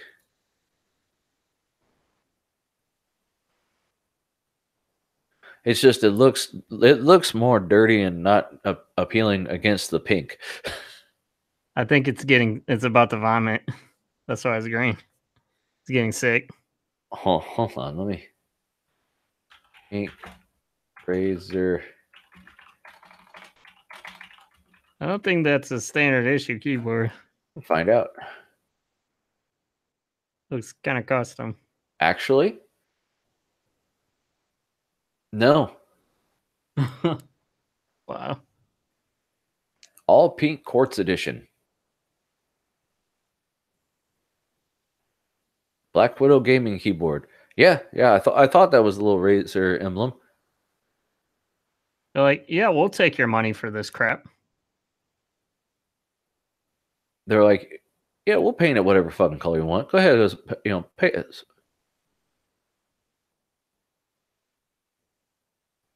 We don't have standards. We'd rather have money. I mean, standards are nice, Ian, but have you ever had money though? Here's someone selling on eBay. I mean, really, I know you said you hate the keyboard and all. Here it is in black. Of course, it's just a fucking thumbnail. Come on. Really, dog? Really, that's all they got? But yeah, it's Really? It's a legit keyboard, dog. Yeah, I mean, I'm sure the keyboard itself is a good quality, but what? just stick with the black. Well, what I'm sorry, but everything in there being pink, wouldn't that stand out like a sore thumb? Well, that's kind of the point. I mean, maybe have something decent in there. Well, how do you know? I mean, it's Razer. How do you know it's not decent? You just don't approve of the color. That's prejudice, Ian. What do you care about color? You're fucking blind. Hey, everybody. I guess it's true though. Everybody's pink on the inside, right, Frank? That's what they say about buttholes. Anyway, and vaginas. Yeah, buttholes too. Anyway, so this one technically you could say it's anime because that's a Gundam, right? Right. This one is pretty cool. I figured you'd fucking like this one. Now, see, why is this one different? Because it's got your kind of cartoons on it. The other kind of cartoons aren't as good. Yours are better. Actually, I'm not that much of a Gundam fan, but this is a little bit more respectable. I mean, come on. Well, it's got Spider-Man, fucking Pikachu. Yeah. I didn't see the Spider-Man until you mentioned it. I mean, that's cool. His damn speakers are facing the wrong way, though. That bothers me.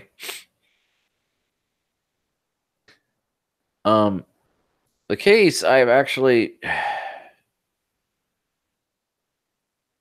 okay, they got that new gigabyte RAM, it looks like, where you can get 2 sticks, but they send you 4 LEDs, so it looks like you got 4 fucking RAM sticks.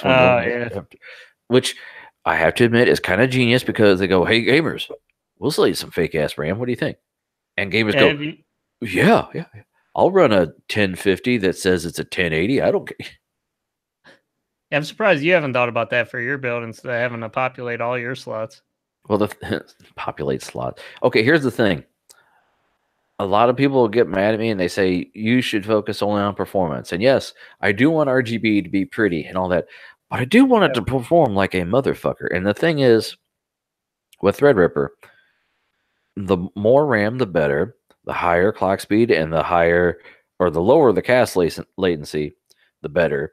Because if you get 14, cast latency 14, you're more likely to get the Samsung B dies, which work better with Threadripper. The way the Infinity Fabric works, especially if I'm ever going to upgrade to either the 2990? What the hell is it? The 32 core. Yeah, that's the 2990 WX or whatever. Okay. The way the Infinity Fabric works, you're really limited by your memory. So, also, look, they got a card sticking in the wall like it's thrown by like Gambit or whatever the hell his name was. Oh, yeah. That's kind of, I don't know. Hold on a second. A little hokey, but I mean. Okay, so they got the RGB fans. Yeah, which is pretty cool. Some Halo eyes. Trying to see what else. Xbox controller, Dell and BenQ monitors, Corsair mouse, a mouse pad. Darth Vader approved. Right. Darth Vapor approved, I mean. The Xbox. Let's see here.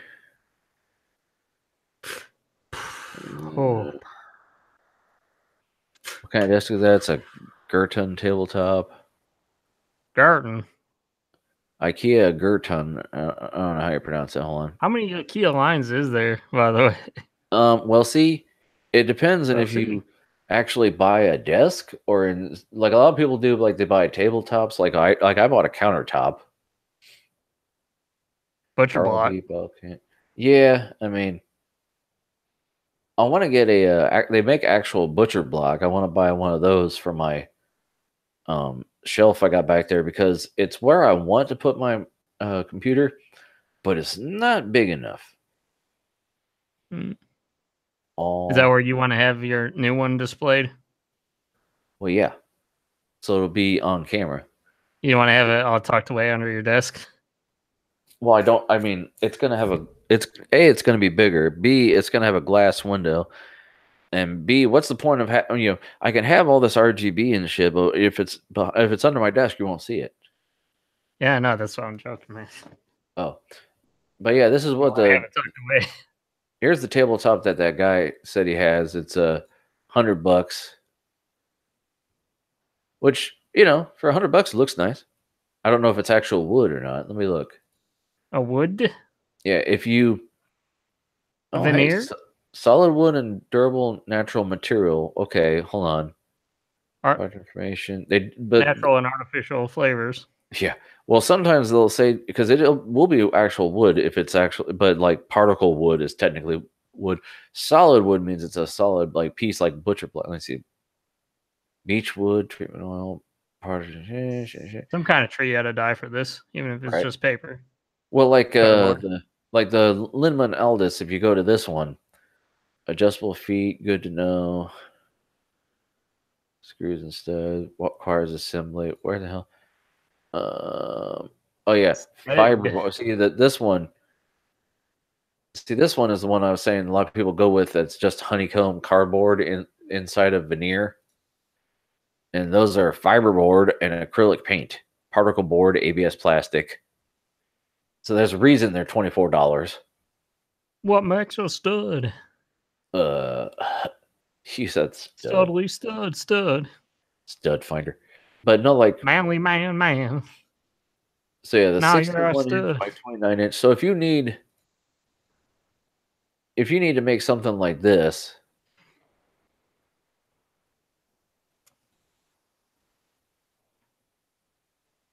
you need to make something like that, right? If you need to, you know, make a little cheap desk, you know, that's all right. If that's all you gotta worry about, you don't need a whole lot of space. I don't know. Get chimp on the desk a little bit, get a better chair, that's for sure. That chair would be, if you thought you had you know, like your back and shit hurts after a show, then man, that chair will mess you up, man. Mess you up. So my 3 stations, they all seem to have some kind of anime theme. We got this guy. Oh yeah, I forgot already. This guy and this guy. Man, I'm betting you're going with this one. 312. Huh. That one's like the cleanest though. And he's got the big ass ultra wide. It's 34, so it's not the biggest, but I mean, really, I'm going 132. I change it. And so you pick this one over this one? No, I go through. They're close. They're close. I don't know, man. Granted, go ahead. This is probably how I would have my setup more, because like when I build my new computer, I'm gonna take one of these monitors out that's just like in a corner, like my cheapest one here, and I decided like, hey, I want to have some room on my desk to show off my computer instead of having it tucked away under the desk, even though it's a glass desk. But yeah, I mean, I like that.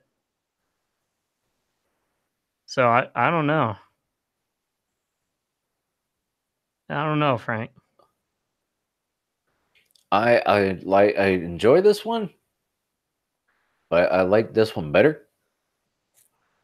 I like the tower better. I like the fact that the desk doesn't have anything on it. I like how the cables are hidden. I like the bigger monitor. I like how it's on the bottom too. It's got a little hanger for its headphones. I mean, this is you know, home run right here. This I'm gonna show my weeb, but I could use this. I could rock this. You going with that one second? They were all pretty close for you then, huh?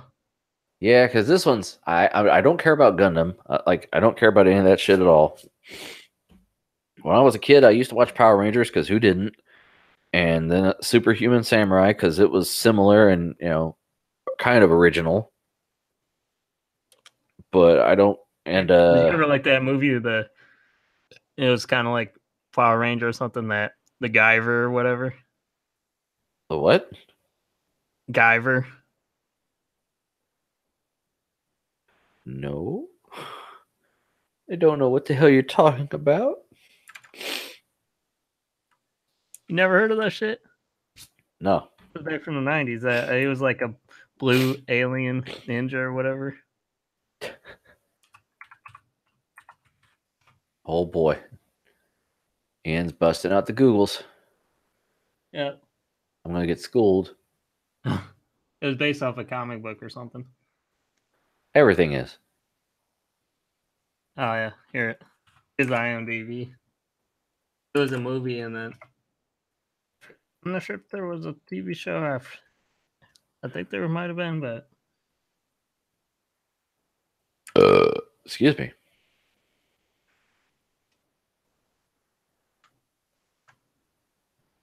I put it in the chat.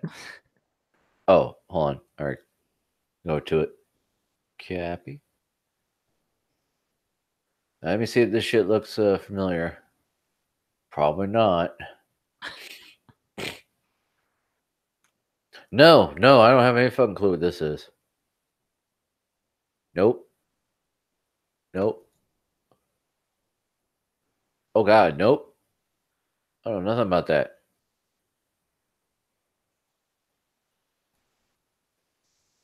All right. Yeah, it was based off a comic book, but Nope. anyway, so you like the Power Rangers? You know, the typical. Well, you know, when you're a 80s and kid, 90s shit. I watched the Power Rangers and what was that other show? Was it Voltron? Voltron, Thundercats. Well, I didn't watch Thundercats, but that was a similar premise. You know, a bunch of teenagers are put together to make a giant fucking robot fight. Yeah. Same with Superhuman Samurai. They fought, but not in like the real world online. You remember that shit? But yeah, so this guy got 94 upvotes. Old Pinky got 200. Is that 62? I can't see it. And then 494 for our winner. Oh, they went with your order though. Yeah. The way presented. Wow, really? I didn't even pay attention to that. Yeah. I mean, they're like, screw that Gundam. I mean, he might have been like the most recent, so he still has to catch up. Maybe, I don't fucking know. But that's hard to factor that shit in because we check the battle station like every week, so it's like. Yeah, I've thought about trying to see if I could become a mod because I'm always on there like flagging inappropriate shit because I try to be the nice guy and say, hey, I'm sorry, this violates the rules, and people downvote you for that. Fuck you then. Yeah. Okay, I'll just Is there like an application process for that? Well, no, you post it, but then if someone flags it, you can report it as breaking the rules, and the rules are very clearly defined in the subreddit. No, I mean to be a mod. I don't know. Like, I know one of the groups on Facebook I'm a member of, the guy's like, hey, I'm looking for moderators. I don't get on the Facebook because that's the thing. The Facebook audience is a bunch of retards. So I don't care. But like Reddit, the rules are black and white. Does it break this rule? Then it doesn't fucking belong. Is it a meme? Then it doesn't fucking belong. So I don't know. Well, I mean, a lot of times it appears as though people get away with shit anyways on the battle station, so they probably could use help. I mean, like the rules are right there. Like, it's got to have a fucking tower. You've got to have a clear picture so you can see what the fuck it is. Everyone just posts a dark picture with some RGB strips. No. I don't want to show my tower because I want to make it look clean. Do a separate picture with the fucking tower to prove that, because you could put a laptop in it and it's technically clean because it's hidden. If I were a mod, I would start putting in, like good lighting, and it has to have multiple pictures. Well, like I put, I reported a guy because he's like, yeah, here's my setup, because he just posted a picture in the dark, and then when I read the comments, someone's like, oh, what's your setup? He's like, oh, it's a broken laptop, and I'm like, that's not, no. Yeah, I mean, if they had a skeleton of what you should do, like you should have the specs of your tower, and just like a guideline to follow, then it would, it would probably clean out a lot of crap, Well, I'm trying to remember how the hell you get to the damn. Because here's battle stations. Where the hell's the rules? Because the sidebar is. Oh, here it is. Battle station. Rules. Here they have 7 rules. Here we go. Complete desktop battle stations only. Your submission must include a tower. No submissions of those components. No laptops. Post laptops to our battle tops, and they have an extended one, section for people who want to read the extended rules. Clear photos. Submit bright, clear photos. Dark, fuzzy photos will be removed. Your battle stations only. A lot of people will just find a picture on Instagram and use it. Photographs only. Yeah, photographs only. People either put GIFs or GIFs and like videos. You can't do that. Be civil. Video ones. Civil. They're just assholes. Yeah. No spam, which is like, hey, check out my, no. Check out my Tumblr. Yeah, you can have a badass station and then say, hey, DM me if you want to see my Twitch channel. That's no pandering. Not as nice as some, but or was they put like just I'm only 15. One guy's like, I'm only 15. The one that I reported where the guy's like a broken laptop. He's like, I'm only 15. But I'm on my grind 24/7 working at Burger King. And they're like, A, no one cares how fucking old you are. B, oh, you work at Burger King. Not 24/7, dude. Not when you're 15. This one's cool. I didn't even see this. Sleeper. Got an old VCR. Computer. Plus a bonus kitten. Upvote. Wow. Where are the specs? The sleepers, they usually have specs. Yeah. And he doesn't say here, but like, yeah. I mean, it's whoa. Here we go. I'm when I do have an extra moment to dick around. Look how many keyboards this guy's got. When I have an extra moment, I go through and just like stuff and upvote stuff. And yeah, you're on here a lot. You would be probably a pretty good mod. Yeah, well, it's just kind of like the people that usually would be good for it. They have to try forever to be it, and it's kind of like Paul Blart or something. He wants to be a mall cop his whole life, Right. They won't give him a chance. Like this guy, he has a picture of a TV and his keyboard. There's no fucking tower in here. So guess what? Report. Breaks the rules. Select the rule.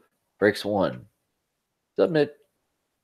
Close. Yeah, that should be a listing the specs should be a good rule to add. Well, I mean, you can link that, or yeah. If you don't have it in your main picture, like your tower, at least put it in the comments so that you can actually see it. So it a lot of people are just lazy, right? They take a picture and go, "Well, it looks really good." And like, no, if you can't take, or like, I can't take a good picture. Sorry for the potato quality. I'm like, clean your camera lens off. Clean your potato off. Yeah, it's just blur. Like seriously, like my phone, I carry around a wipe for my pocket so I can, like, my one of those camera wipes. And yeah, just a little rag that you can wipe the lens off with. Go spit shine. Well, no, you just, instead of wiping it with your t-shirt, you wipe your t-shirt, you spread oils around it. It just makes it blurry. Looks like you got Vaseline all over everything. It's smeared all over there. Yeah. But anyway. Blurry. Anyways, you want to get into some news? Yeah. Excuse me. I know you're dreaming about being a mod, but someday, Frank, someday. You know what they said to the guy who was standing next to a printer the entire day? What? Someday your prints will come. Eh? You know you thought that shit was funny. All right, get into the news theme song. Okay.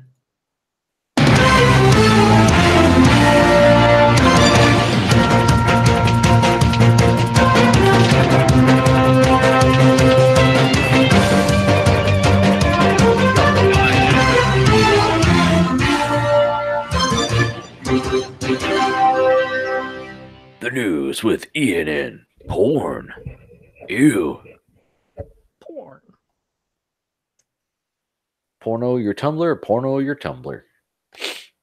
Tumblr. My Tumblr. Stapler. Stapler on Tumblr.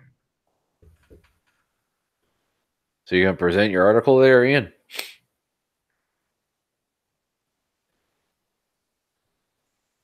Sure, Frank. All right, then. What Tumblr's porn ban really means. The platform used to be a home for sexual subcultures that don't always define or thrive elsewhere. Whoops. Earlier this week, the blogging platform Tumblr announced that it would be scrubbing itself of adult content. The move just affect how people look at and or the move doesn't just affect how people look at and exchange nude photos on a downtrodden platform. It portends. Have you ever heard of that word, Frank? Portends. Hold on, I gotta scroll down and see.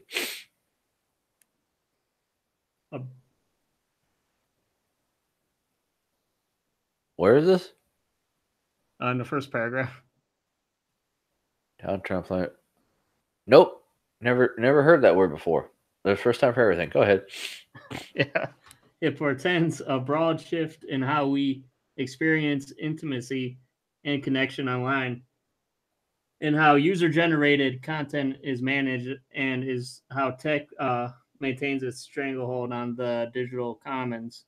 The adult content Tumblr will be banning, the company wrote, primarily includes photos, videos, or GIFs that show real-life human genitals or female presenting nipples, and any content including photos, videos, GIFs, and illustrations that depicts sex acts. But what the company is really going after is a four-letter word, strangely missing from its 538-word announcement: porn. Tumblr may be home to personal blogs, community forums, and foodie photo collections, but pornography makes up a huge part of its reputation. A friend of mine texted me that Tumblr ending porn is like McDonald's ending hamburgers. Yeah. Yeah. And I didn't know people did anything else on Tumblr, to tell you the truth. Right. It's like, check out my Tumblr. Oh, wait, where's my Tumblr? Right. I mean, it's pretty much like Pinterest or Instagram. Hey, look, here's... Because no one posts original content. It's all just sharing the same crap. Yeah. And if you're not sharing a meme, you're sharing porn. And let's be honest, the internet is for porn. Tumblr's decision was partly motivated by a large child porn problem. I mean, yeah, that would be hard to curtail. You can see why, rather than pay for the expensive work of patrolling the age of people in porn, the company would simply want to overcorrect. But its adult content wasn't strictly limited to porn. The site is and was a haven for people who might not be able to connect sexually in other ways, as a reader might be described as a member of the cub gay subculture, wrote to me. Porn and related content on Tumblr was the primary place I first saw more natural body types for guys. Besides Tumblr, he wrote, there hasn't always been any place guys who are average to larger without growing six packs could admire themselves and other guys. Uh-huh. Right. Anyways, yeah, so basically they're just being lazy and they're just taking the easier route, you know? I mean, they're like, we can either moderate the porn or we can just outlaw the porn. If I go outlaw the porn. Yeah. I mean, that's really technically easier. I can't knock them for that. Because if you're going to just go by, well, allow porn, but only between grown fucking adults. Then you got to say, but we'll look at your porn before we say you can't post it. Right. Yeah, little... They did give a. I'm trying to look through the article. They did give a percentage of how much like they would be losing then with this because it's like was it like 80% porn or something. Yeah, I mean, well,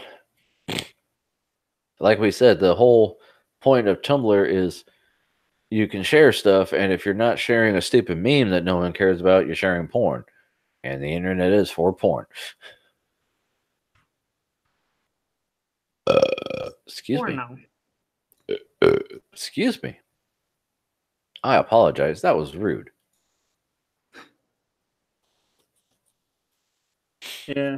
I mean, I have a few It's just Tumblrs kind of I surprising follow. because Tumblr is not like a place that you would see for like you'd picture like moderation on, Yeah, I mean, I have a few that I follow because like car pictures and stuff. Certain things you're a fan of. If you wouldn't want to go to a Pinterest, you can, check out a Tumblr page and get kind of the same thing. Right. Tumblr's kind of been more of like ISPs where they've just been hands off with the content, Yeah, they let you do your own thing because they know what the fuck's the point. Yeah, not anymore. That's been the whole trend is everybody just, like getting overly sensitive with shit. Well, it's not that they're sensitive. I can understand because they don't want to be in trouble for somebody else posting kitty pictures. Yeah. And because they can lose their website. And they're like, hey guys, sorry, we'd rather just not do that. So go get your porn elsewhere. Well, I mean, I guess I'm just saying like it's a lot of these companies definitely have been taking more of like a family friendly approach to things and been more hands on instead of like hands off. You got to be proactive in this day and age because if you don't, it'll be they knew for years that this was happening and they didn't do anything. And now they're faced with the charges, and the European Union is going to sue them every minute that they post one of these. And so they just nope, we don't know because shit will still get around the blocks. It'll be hard to completely get rid of for a while there, but they're going to try. Well, I mean, it basically is because it could hurt their bottom line at the end of the day. Because I mean, if they really cared about this stuff, they would have been that way from the start. It's like, oh boy, like a whole trend. Oh look, wireless sector investment is declining despite tax cuts for repeal of net neutrality. Okay, so this, I figured you might have something on this. This was about basically, like it's kind of ironic because they were doing this because there would be more investments in, like ISPs, and actually after the repeal of net neutrality, it actually went down. So it's like blew up in Jipai's face. Well, this is what he actually wanted. It's just the thing is, people are now educated and paying attention. Because if he could pass, he figured that it was confusing and no one was going to bother to read what the hell net neutrality actually was. And he could just pass it under the table and no one will know and they'll make money. And now he's actually got people paying attention to this and they're seeing the results and asking for paperwork. So let me look. I do have a couple internet stories, but I don't know if I have this one here. Hold on. Talk amongst yourself. Just to yourself, no one else. Oh, okay. Is this the only internet story you have? I think so, yeah. Yeah. I have a few just to throw in here when we're on this topic, because why switch it up? Hold on. The title of this article is FCC kicks off investigation into broadband map accuracy. Which paste. They keeps a map that highlights areas that have or don't have broadband service. Critics say the national broadband map doesn't accurately reflect the level of access in the U.S. Yeah, but that's just because the FCC doesn't care and they want everyone to have slower speeds anyway. Right. But they didn't think that people were actually going to hold them accountable. And then Well, this article said we were told more times than that we could count that when net neutrality dead, sector investment would spike. You'd be shocked to learn this purported boom in investment isn't happening. Yeah. I also have a Jeep Pie says it's fact that Russian accounts filed net neutrality comments, but FCC says different in court. Because they were under oath and they had to say shit. Whereas when he gets on, at the podium and starts speaking, as a talking head, he can say whatever he wants. But when he's got a sworn, testament, he has to say the fucking truth, because if not, that's perjury, Mr. Pie. You're going to prison now. Man, he's kind of like got himself in a noose, because it's like the more he's like squirming, the worse he's making himself out to be, Yeah. I mean, does the Federal Communication Commission believe that more than 500,000 comments about net neutrality originated from Russia last year? It depends on who you ask. Remarks offered by Chairman Ajit Pai as really recently as yesterday appeared in stark relief to claims the FCC recently filed in court. In a memorandum published Monday to the FCC website, Pai tossed around the word fact while referring to 500,000 comments he claims were submitted from Russian email addresses. This chairman was referencing a fraction of the 23 million comments published to the FCC last year amid Pai's ultimately successful effort to roll back Obama-era net neutrality rules. But in a court filing just a few weeks ago, an assistant U.S. attorney assigned to represent the FCC in a case brought by the New York Times made a notably divergent claim that the commission remains unconvinced of any meddling by Russian bots, residents, or government officials in the FCC comment system. So basically, he says that they say he's full of shit. Now, I also have another article that basically says the same thing. Just so we're clear that this isn't one person from Gizmodo saying outrageous things. Other people say the same thing. FCC commissioner says agency is hiding what it knows about net neutrality fraud. Because he says, there are Russians definitely, that are influencing it. And they say, no, there are no bots, no outside shit. So, and then, but kind of in tune with what you're saying, not really about the FCC, but about internet in general. Hold on. AT&T makes it more expensive to cancel DirecTV and internet service. What? AT&T will start charging customers for the full month after they cancel TV or internet service, ending its customer-friendly practice of providing a prorated credit for the final month. Yeah, so if you leave, they're going to charge you, basically. Then why even fucking sign up? At the end of the month, then. What, leave them? Yeah, it's like, well, they're going to screw me anyway, so I might as well leave later, I guess. The change will take place January 14th and apply even when a customer is paying on a month-to-month basis and no longer under contract. We bill in advance of DirecTV, Uverse TV, AT&T phone, AT&T internet, and fixed wireless internet accounts per our service agreements, AT&T said in its announcement of the change. Currently, if you cancel any of these services, we give the prorated credits for the remaining days in your bill period starting January 14th, 2019. Scroll down, hold on. If you disconnect those services before the bill period is over, we won't offer those prorated credits anymore, but you can still use your services until the last day of your bill period. And you know what? That's because they fucking can. But anyway, so that was my last little internet nugget. They're like, we're not done fucking you yet. Come on, right? Hey, did you hear that? I'm fucking you. I'm fucking you. Yeah, fuck okay. you. So copy your next article, because if we stay on this, I'll get depressed and or mad. Right. Rage, urge to kill rising. Okay. Yeah, some of these other articles aren't gonna. They're not exactly. You're a fucking Debbie Downerton, goddammit. Yeah, a lot of these. After getting FOSTA turned into law, Facebook tells its users to stop using naughty words. Naughty words, naughty words. Okay.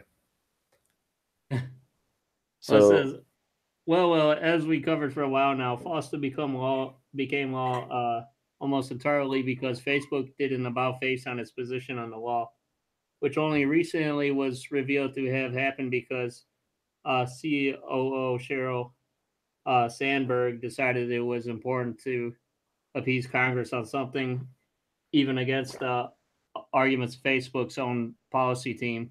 As we pointed out at the time, this was Facebook basically selling out the internet. And we wondered if Facebook would then help clean up the collateral damage it causes.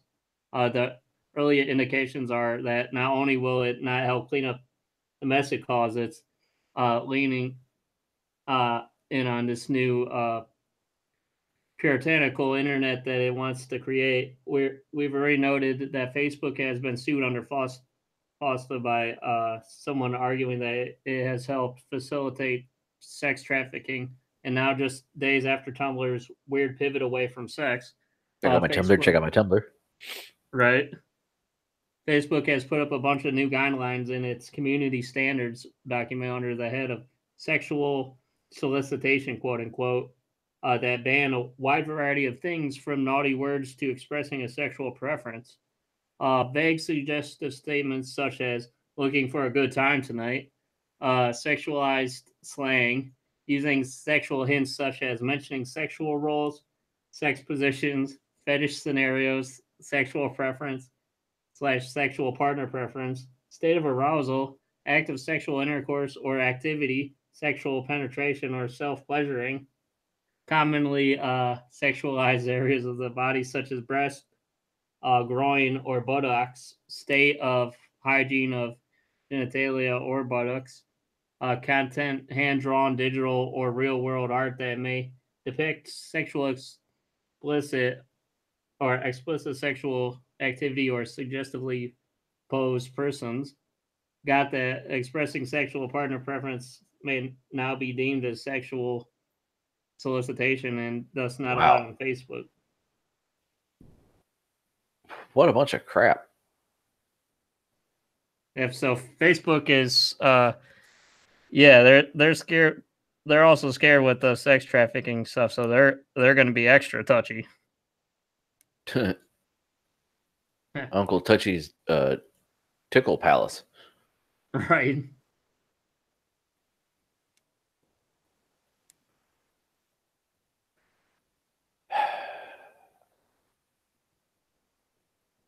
And I guess they already discussed earlier this week this bill has failed to decrease sex trafficking or even sexual ads online. It just made it harder for police to actually track down and find traffickers. Great. You and your fucking Downey Downerton, sir, you should not be allowed to give us any articles unless they're happy fun time. Well, I guess we're not going to have my articles then. Because there's not many of them. I'm sorry, I don't know where we you don't know fucking happy stuff. Edge dies a death of 1,000 cuts. I guess this is kind of a little bit happy, I guess. I mean, I had a couple articles on this. I won't bother linking them. They'll be in my links. Okay. But yeah, basically, from what I gather, they're switching to a Chromium-based browser because they feel that everyone wants Chrome. Sorry, Edge, just fuck off. Because I wouldn't mind Edge, really, to tell you the truth. I want another browser because I want to change stuff and do things. But I don't like how pushy they are. Like, every time you do an update, they re-add fucking Edge to your taskbar. And they fucking... And they mark it as your default browser. And then they make it harder to set a different one as your default browser. Which is bullshit. You want Edge, right? No. But you want wanted Edge, didn't you? Yeah, no, we're going to install Edge for you. So, when you want to... Like, this is just like what we were saying with, like, Android phones. When they bundle fucking Chrome on there and don't give you the option to just use something else, they can have to pay money for that. Why don't they ever learn? Yeah, we get it. You make another, IP or something, that you want to do, but fuck off. We don't want it. If we want it, we'll go get it. Yeah, if you want to be the cool kid, why don't you make a separate website or something for that and be like, have it be a standalone program, Well, instead like of Mac comes bundled with Safari, but they don't go, oh, you don't want to use Chrome. You just want to keep using Safari. No, they don't do that shit. You go, yeah, I'm going to download Chrome. Okay, well, I don't give a fuck. Go ahead. Whatever. Don't give a shit. Yeah. So, yeah, this is stupid. They're trying to appease people, and they're not doing a good job of it. Amazon.com's Graviton CPU, a new war, a lost battle. So what do you got on this, Ian? Well, it's very technical. I'm not too sure on it, but basically they're creating new competition for the like the ARM processors.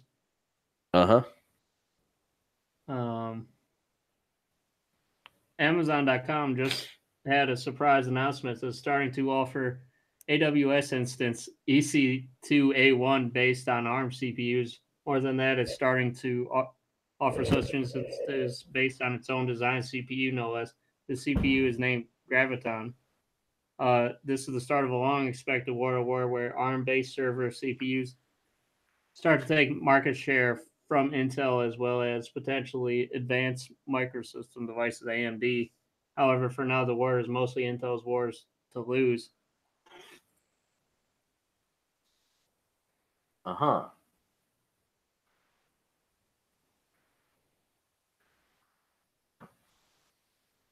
Sorry, my cushion started flattening out, so I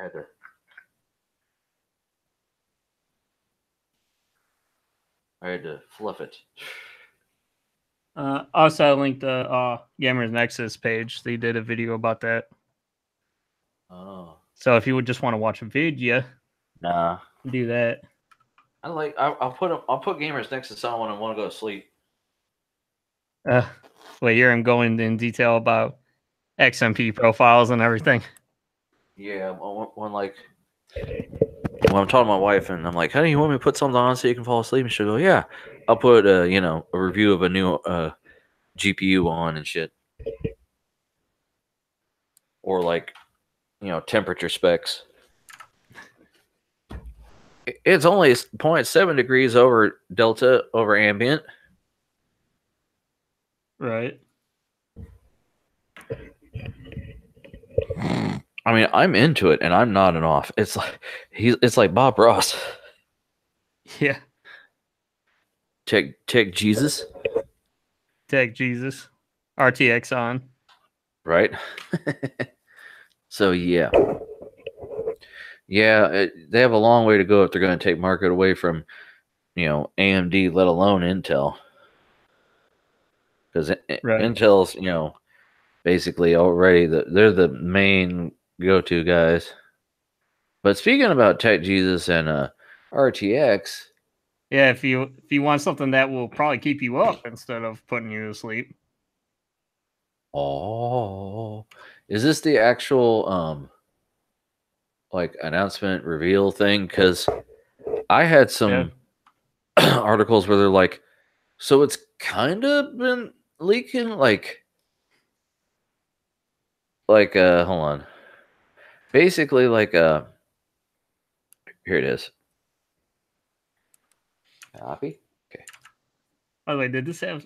I'm not sure if this article has any specs because I know there was specs released for it too. Well, last week during the week, it was all, the Titan apparently, leaked out in places like who is this guy? Gavin Free and was it Deadmau5 had one on his, in his setup and this guy here. But they already gave him one. Well, all these, Jay had one on a set. Gamers Nexus had one in the fucking background. I think Linus even had one. Yeah, see Deadmau5 on his Instagram. So everyone's like, well, the card hasn't been announced yet, but they're not saying what it is. So I guess they're not, breaking any what the hell they call it, the embargo and all that shit. NDAs and stuff. Yeah, but like, they're like, it's a graphics card that looks like the Founder series that says fucking Titan. What do you think it is? Right. And yeah, for our audio listeners, we're talking about NVIDIA announced the Titan RTX card. Yeah, which is basically a $2,500 card, I think. Oh, I had one that's titled how much it fucking costs. Yeah, here it is. Sorry, I've got so many. I had to scroll to find it. Scrolling. Because I was emailing myself as the headlines were coming out. Like, what's the deal with his ridiculous $2,500 Titan RTX graphic card? Yeah, and by the way, that it has like a gold backplate and stuff too. I watched the Ulrich. He did a video on it, and you got to see the backplate, and I was like, damn, for that price, that backplate better be like solid gold, man. And like, whoop. Also, there was better be solid gold with two 2080 Ti's. NVIDIA unveils Titan RTX video card, $2,500 Turing Tensor Terror, out later this month. And then this one has specs. And yeah, they up front said, yeah, this isn't a gaming card. No, it's got less CUDA cores than the Titan V, it looks like. And less tensor core. Well, the Titan V, that's when what the hell was it called? When Battlefield was when the devs were coding for Battlefield to have ray tracing, they did it with Titan Vs. They didn't have the actual 2080s, did they? I think that's what I don't think so. That's what I heard somewhere. Like they use Titan Vs. Right. Well, I'm just a little bit confused because at the beginning, weren't they talking about like the whole thing with the new RTX cards with the TI version is that the TI was basically supposed to be the Titan. And that's what they were going to go with. They released with what they already had is that was all they were doing for the RTX line. I think that Jay made that assumption. I think what they're doing is they're trying to make people go, I guess that's what it is. Because, like, remember, the Founders Edition was just a fucking reference card. And then at some point, everyone said, well, I'm getting the Founders Edition because it sounded like it was a souped up edition. Now it is. It's the overclocked edition. So it's the only overclocked, higher than reference spec, which what the hell is the damn Founders Edition if it's not what is reference then? But anyway, I'm getting off topic. So there's that. And by the way, we're going with the trend now where reference is the best card now. Well, see, reference is technically because the AIB cards are technically reference PCBs at least. The card itself isn't referenced because it's got a different cooler on it. And it could be... I meant the Founders Edition. I thought that was usually like the AIBs, I thought were always the more kick-ass overclocked and stuff. The PCB is still referenced, but what they can do with it, I don't fucking know. Now, while you're... let me see real quick. Okay, while you're talking about this, so this is an RTX card, right? Right. And by the way, do you want to list off some of the specs like the core clock and all that stuff? Of the Titan RTX? Yeah, because that's a little bit small. Okay, hold on. Let me get here to where I can scroll. Okay, the core clock, 1350 megahertz. Boost clock, 1770 megahertz. Okay, that's not that crazy. That's basically on like my boost clock for my 2080 is 1890. Right. Same with the Strix model. The 2080 Founders apparently only boost to 1635. Now, granted, the Titan RTX has 16.3 teraflops versus the 2080 Ti has 14.2. But also the Titan RTX, here's where the difference is. The Titan V, okay, the Titan V has 110 it says T-flops, so I'm assuming those are like the tensor performance. So that's like ray tracing ops, right? Isn't that what Jensen was calling them? Yeah, how many of those did they have of the ray Okay, well, hold on. The Titan V, that's the older model, has 110. Okay. Okay. The RTX 2080 Ti Founders Edition has 57. And then when you go to the Titan RTX, it has 130. Oh, okay. So yeah, that's what Jay was saying. With a lot of these new RTX cards, the main thing you want to do is compare the RTX to each other and future releases, as far as how many ray ops it could do. Right, because that's the only, like, the older cards, unless it's Titans, like, we see they had tensor cores, they could do to an extent ray tracing, but to an extent. Yeah, the tiering and all that stuff. Yeah, my point is, where the fuck is it? Oh, it's probably down in gaming. Sorry. So my point is that this is an RTX card, right? Right. And the only current game with RTX support, the Battlefield. NVIDIA improves DXR ray tracing performance in Battlefield 5 by up to 50% with new game-ready drivers and Battlefield 5 update. This is kind of like...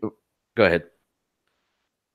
Did you see Jay's video where he was, like playing around a little bit in Battlefield, and he was showing the difference between like screen space reflections and like the ray tracing, where you could actually see your own reflection, and you could see like the reflection on, like from different angles and stuff, Yeah, like basically if there was a vehicle in front of a puddle and the puddle would reflect what is behind the vehicle, it would only be able to show an exact copy of what is really behind it, versus ray tracing would show what is projected to be behind it in the puddle. So yeah, basically from a design point of view, I'm just trying to think about this visually.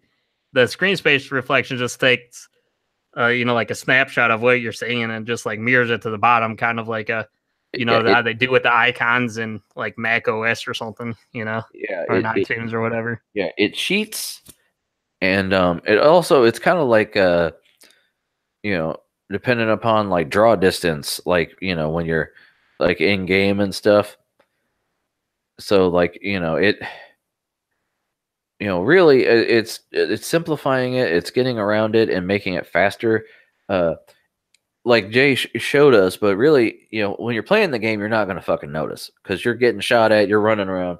But if you're like running around, if it's I think this will make more sense in single player, first person games, because they have a tendency to look prettier, and since you're not online, you're not as pressed for time and running around like a madman. You just take in everything and go, wow. I can foresee it looking really good with like the racing games, all the cars and reflections.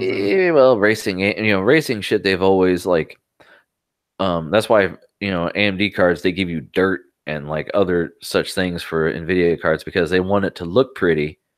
But I also think this is a lot like when NVIDIA like got scared by AMD. They made the performance of the 10 series cards better by like 33% with the driver update. It's like, oh, so you had that in your fucking back pocket, but you didn't tell us. Right. Anyway. All I know is they should be putting this on that Spider-Man game, right? Make people happy. Get rid of those puddles. Whoop. Now your next article. Yeah, okay. So this is the article I was wanting to get to today. Amazon did not pull its overpowered gaming PCs, which were kind of rumored for a minute. That people thought they got pulled because, from what I've heard, is it looked like it was just a listing error. Well, back to the train, Frank. Let everybody for that burp. Do you hear that all the time at your job? No, why? Well, I was just like trucks backing up and stuff. Oh, I mean, not all the time. A lot of trucks don't have it, so they just honk their horn. What? I wonder when was that like that they had to be put in the law or something. So they like where trucks started having to have that. Is that like for people that can't see and stuff so they don't get run over? Because I mean, it's like a big truck. Okay. In the past week, I've had 2 drivers hit things on the dock I was working at. One, a FedEx driver hit a person's van, and another time he hit my barrel filled with my salt to salt the driveway. So that's like really for people that aren't paying attention, or well, if you're driving a 57-footer, no. Here's the thing: if you're driving a 57-foot truck, I understand it. It requires a certain degree because you have to have a CDL. You have to be a certain driver. You can't just be some yahoo grabbing the wheel and going. And also the thing is, people with regular cars take a lot of chances. The loading dock that I've been at this week has a parking garage that when you're going down the road to the door to get to my dock, you can jump into the parking lot, and people go around trucks that are backing in to jump into parking spaces because they're stupid assholes. Yeah, shit. Why give yourself a chance to get run over by a truck?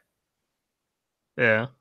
That makes sense. I mean, I was just curious, like, how did all that get started? People think that the truck is going to stop for them. That's only if the truck sees you. Yes, if they hit you and they leave, they can lose their CDL, but that's only if it's their fault. If you plow face first into a truck, that's your dumbass fault. Personally, when I unload a truck, when a truck backs into the dock, I open the door to let them come in, and I walk away because I don't stand there and guide them in, because if they do hit something, then they'll say, well, your guy was pointing me in and guiding me, and then it's my fault. So they're growing up with a CDL. I let them back in. If they smash into something, I wasn't driving their truck. So, yeah. Now, back to what we were saying here. Anyways, we digress. What is overpowered PCs and like what was all the Walmart? Well, Walmart started selling their own brand of what did they call the is it IS or what's the word for not AIBs, but they're abbreviations for like manufactured PCs.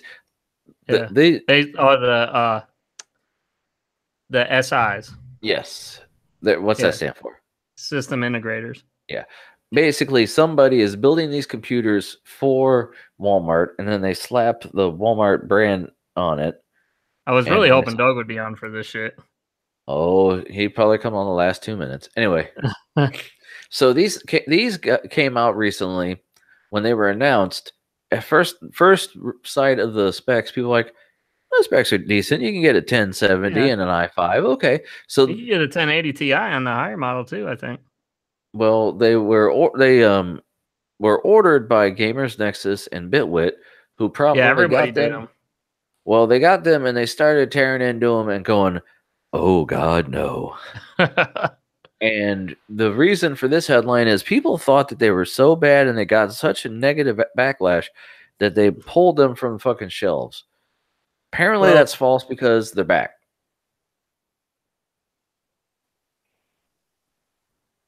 What did you say? I said apparently that is false because they came back. Yeah. Well, their response was they lowered the price on them or whatever. This got pissed off the people who paid full price. Yeah. Did you watch all the reviews and teardowns from everybody? Yeah, I did, and some of the points where the video card that seemed to be a common thing was unplugged. Yeah, it got clipped in like one finger and it could come off. The cable management sucked. Yes, but, I mean, right. As but you can expect. The heating in the case design was terrible. Bitwood did a video where he modded the tempered glass, where he put spacers between the case and the tempered glass front panel that lets so much air in. when Jay did a video when he took the actual, just like the front panel off, it was like a 30 to 40 degrees difference right there. So yeah, there's no gap for. He's like, as you can see, the whole one side is just sealed. There's no gap for airflow, which is stupid. Yeah. And They skimped on, they cut corners on areas like the power supply, which is like the cheapest of the cheap. It was some brand called Great Wall, which is a Chinese company. But to be fair, they do make the same power supplies that Corsair releases. Well, the CX series, which is the cheapest one. Yeah, that's the one he said to avoid, though, right? To avoid because it supposedly catches fire and is not good at all. Yes. But I did watch the video where they did the power supply testing because Gamers Nexus, they have like a power PSU testing center with like an oscilloscope and stuff. Well, also you don't forget when Gamers Nexus, they ordered the higher end and they sent him the lower end. Yes, thank you. That was another one. So he was supposed to get basically a 1080 or 1080 Ti, and he got the which is like a $2,500 system, and then instead he got like the $1,400, and that was just a 1070. And on the box it said it was the lower end system, but on the bill of sale, the website, and on the shipping label, it was labeled as the $2,000 system. So he paid for the subpar system, and getting a hold of actual customer service, even though you get a real human, you get transferred around and it's a pain in the butt. Yeah. Also, another point was that they gave him 16 gigs, but it was one 16 gig thing instead of, it would have been better performance to have 2 8 gigs. It's better to run dual channel in any instance, even if you're only running 16 gig. If you're only running 8 gig, 2 4 gig sticks is technically better, because better than nothing. You get better optimization with dual channel. Now, granted, yes, with a 16 gig stick, you can buy another DIMM for however much and stick that in there and have 32.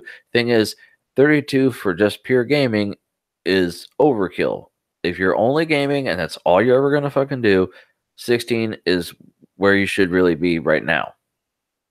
Yeah. And I'd like to point out too that it wouldn't break it for be like in, what do you call it, where it's a deal breaker for a lot of people, but it was an 8700 instead of the K version, which is the unlocked, which means you can't overclock it at all. No, it's really for like, if you're gonna buy this for somebody who wants a gaming PC. This is for like Meemaw. Yeah, Meemaw is getting her Moon Pie, a little gaming computer. The thing is, it looks cool, doesn't perform too great. People will say, "Oh, gaming computers are overrated," because this is going to be someone's first gaming PC, and the thing is, it's going to run hot, it's going to fuck it up, and someone who is stupid and doesn't know what they're doing will say that this is horrible, and then ruin their opinion on gaming PCs, and they'll stick to consoles. You could you could always get better by getting it yourself and building it yourself. And if you're afraid to make a build, just go to PC Power Picker, find someone else's list, and build it from that. That's all you gotta fucking do. You don't even have to think. You can read the reviews. Yeah, this works. A lot of these things might seem like nitpicking, but it's like you're paying $2,400. Yes. Or $2,500 or whatever. That's a lot of money. Especially by Walmart's prices, Yeah, they were like, well, if you go to like iBuyPower or any of those have always been notably high, but they're considerably cheaper and the quality is better. Especially if you go to like the better actual, like what's the ones I'm thinking of? Not iBuyPower, that's the lower end. I'm thinking of Origin, right? Isn't that what their name is? Origin PC. Origin PC. And some other companies like that will make you a custom computer and ship it to you in a wood crate, packed with foam and all kinds of shit. It looks like something from the Amazon or something, right? Yeah, something. Yeah, Congo. It's something that's not going to be dinged up, because UPS stood on it, and not going to come unplugged. To see if Meemaw's GPU comes unplugged, she doesn't fucking know. If she knows to look for the plug in her GPU, then she knows enough to build it her damn self. And but I accidentally did that though. When I was setting up my 2080, I was switching the slot and I forgot to plug the power in, and it actually told me on a screen, hey, your plug the power cords in the BIOS. Which is cool that it even said that. I'm surprised it even gets to that point. Right. But That's kind of smart. Meemaw is not even. She's not gonna know what that is. Right. She's like, I can't get into the Windows. I just get into this blue screen where you click around with the keyboard. I mean, the UEFI BIOS is. You and I were around long enough to know what the actual BIOS looks like, right? I mean, you were there. Yeah, I mean, I still had access. Use it a little bit on my XP machines, I mean. Yeah, but I'm like, you couldn't. There was no mouse. You used the keyboard, left and right arrows. And now you can use the mouse. It's straight up. Actually, I mean, almost like a fleshed out operating system. Really, I mean. Yeah, I still by habit mostly use the keyboard in the BIOS. Now, like I like when Bitwit his USB was even hot glued to the motherboard for some fucking reason. Oh yeah, that was another one. That's like what the fuck is the hot glue, man? They don't want Meemaw fucking with it. She's thinking it's in there permanent. Well, a lot of these problems are like the actual assembly and stuff. Like, where are these assemblers? Where are they smoking? I mean, for what you pay, you could get better elsewhere for cheaper, and you'll actually have a path to upgrade. I mean, yes, you can upgrade one of these, but it's really just not worth it. It's just not worth it. So, yeah. But moving on to a story I want to talk about, Sadie McSatterson. By the way, before you do that, you got the reference. So, are you a fan of Big Bang Theory? I watch it. You do? Did you see the newest episode? I don't know. Why? Well, because he basically gets a videotape from his younger self, which is from the young Sheldon. I don't know if you. Oh, I saw the commercial. Is that where he sees his dad, and his dad talks to him? Because I couldn't remember if that was the newest episode. Because we also watch like TBS. TBS has lately been just replaying episodes of The Big Bang over and over and over, which is cool. Right. That way we can get a little caught up, but yeah, he gets some advice from his dad, even though he's not like directly talking to him, Right. I like that. That was good. Yes. So you've watched a little bit of the young Sheldon, like my wife watches it more than I do. It's cute. I mean, like that girl I was talking to her, she has kids, and I gave her a bunch of episodes of that, and they love the young Sheldon. Like they went back and watched it twice. Aww. So I haven't even talked to her today yet about it because she was starting to get into the Big Bang Theory too. Oh. And then the newest episode is you get to see like him on the TV when he was a kid, and he's kind of talking to him, and then they're kind of like finishing each other's sentences and stuff. Right, because they are the same person. Now, can we get to my article that I'm about? I want to see what you gave me here. What bullshit? I did have the gaming news here, but oh boy. Okay, hold on. I didn't include this because I figured you would, or somebody. Fallout 76 support ticket glitch leaked access. Okay, now before we pump the brakes. All right. Before back that up again, huh? Yeah, before you say support ticket, well, gosh, what's the support ticket about? Okay, hold on. I got now you gotta show something. I gotta have another story. It's been a hell of a month for Bethesda here. They haven't. I feel bad, man, because it's just been running into all these problems, man. I mean, okay. They just wanted to make a good. I would say Bethesda they just wanted to make a really good game, man, for people. Yes, bless their hearts. Bless their hearts. So here's my little article. Bethesda will send proper canvas bags to Fallout 76 Power Armor Edition owners. Now, I don't know if we discussed this on the show or not. The basic thing was when you bought the Power Armor Edition, it would say canvas bag. And they didn't upgrade the graphic. They upgraded the description, but the picture still said canvas bag. And I don't know what tens of people got the Power Armor Edition, because when they announced it within an hour, it was sold out. And it was a $200 version of the game. And then if you bought it from a scalper, you paid $300 to $400. So all you got was a helmet, a bag, and a map that glows in the fucking dark with little pieces and the fucking game on a disc. Well, a case for the game, a steel book, and the card book. I don't think that even this, I don't think comes with the actual, there is no game disc. You get a paper disc with a download code on it. And I think I talked about last week how funny I thought it was that you could get a steel book for said jewel case with a cardboard game disc. And I want one. So anyway, the people were mad because they're like, oh man, when they ordered it, and then when they got the fucking, Power Armor edition, you didn't get a canvas bag. You got this shitty, was it nylon that looks like a trash bag, and people were mad.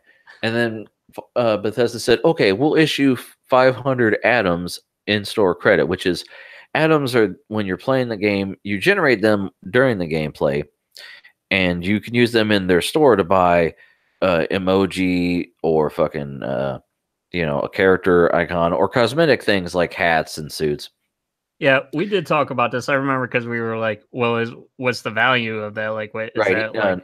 Floyd was asking me because he doesn't, follow this. He's like, he's like, they were offering 500 atoms. I'm like, yeah, it equates to $5.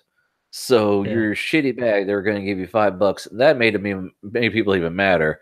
So, so they decided to send out, okay, we'll give you you submit a claim, we'll send you a nicer canvas bag. Well, the thing is, there's a support ticket glitch that leaks your access to players' private information. So when you would click on it to go in and add your name to the list, you would see everybody else's name on the fucking list.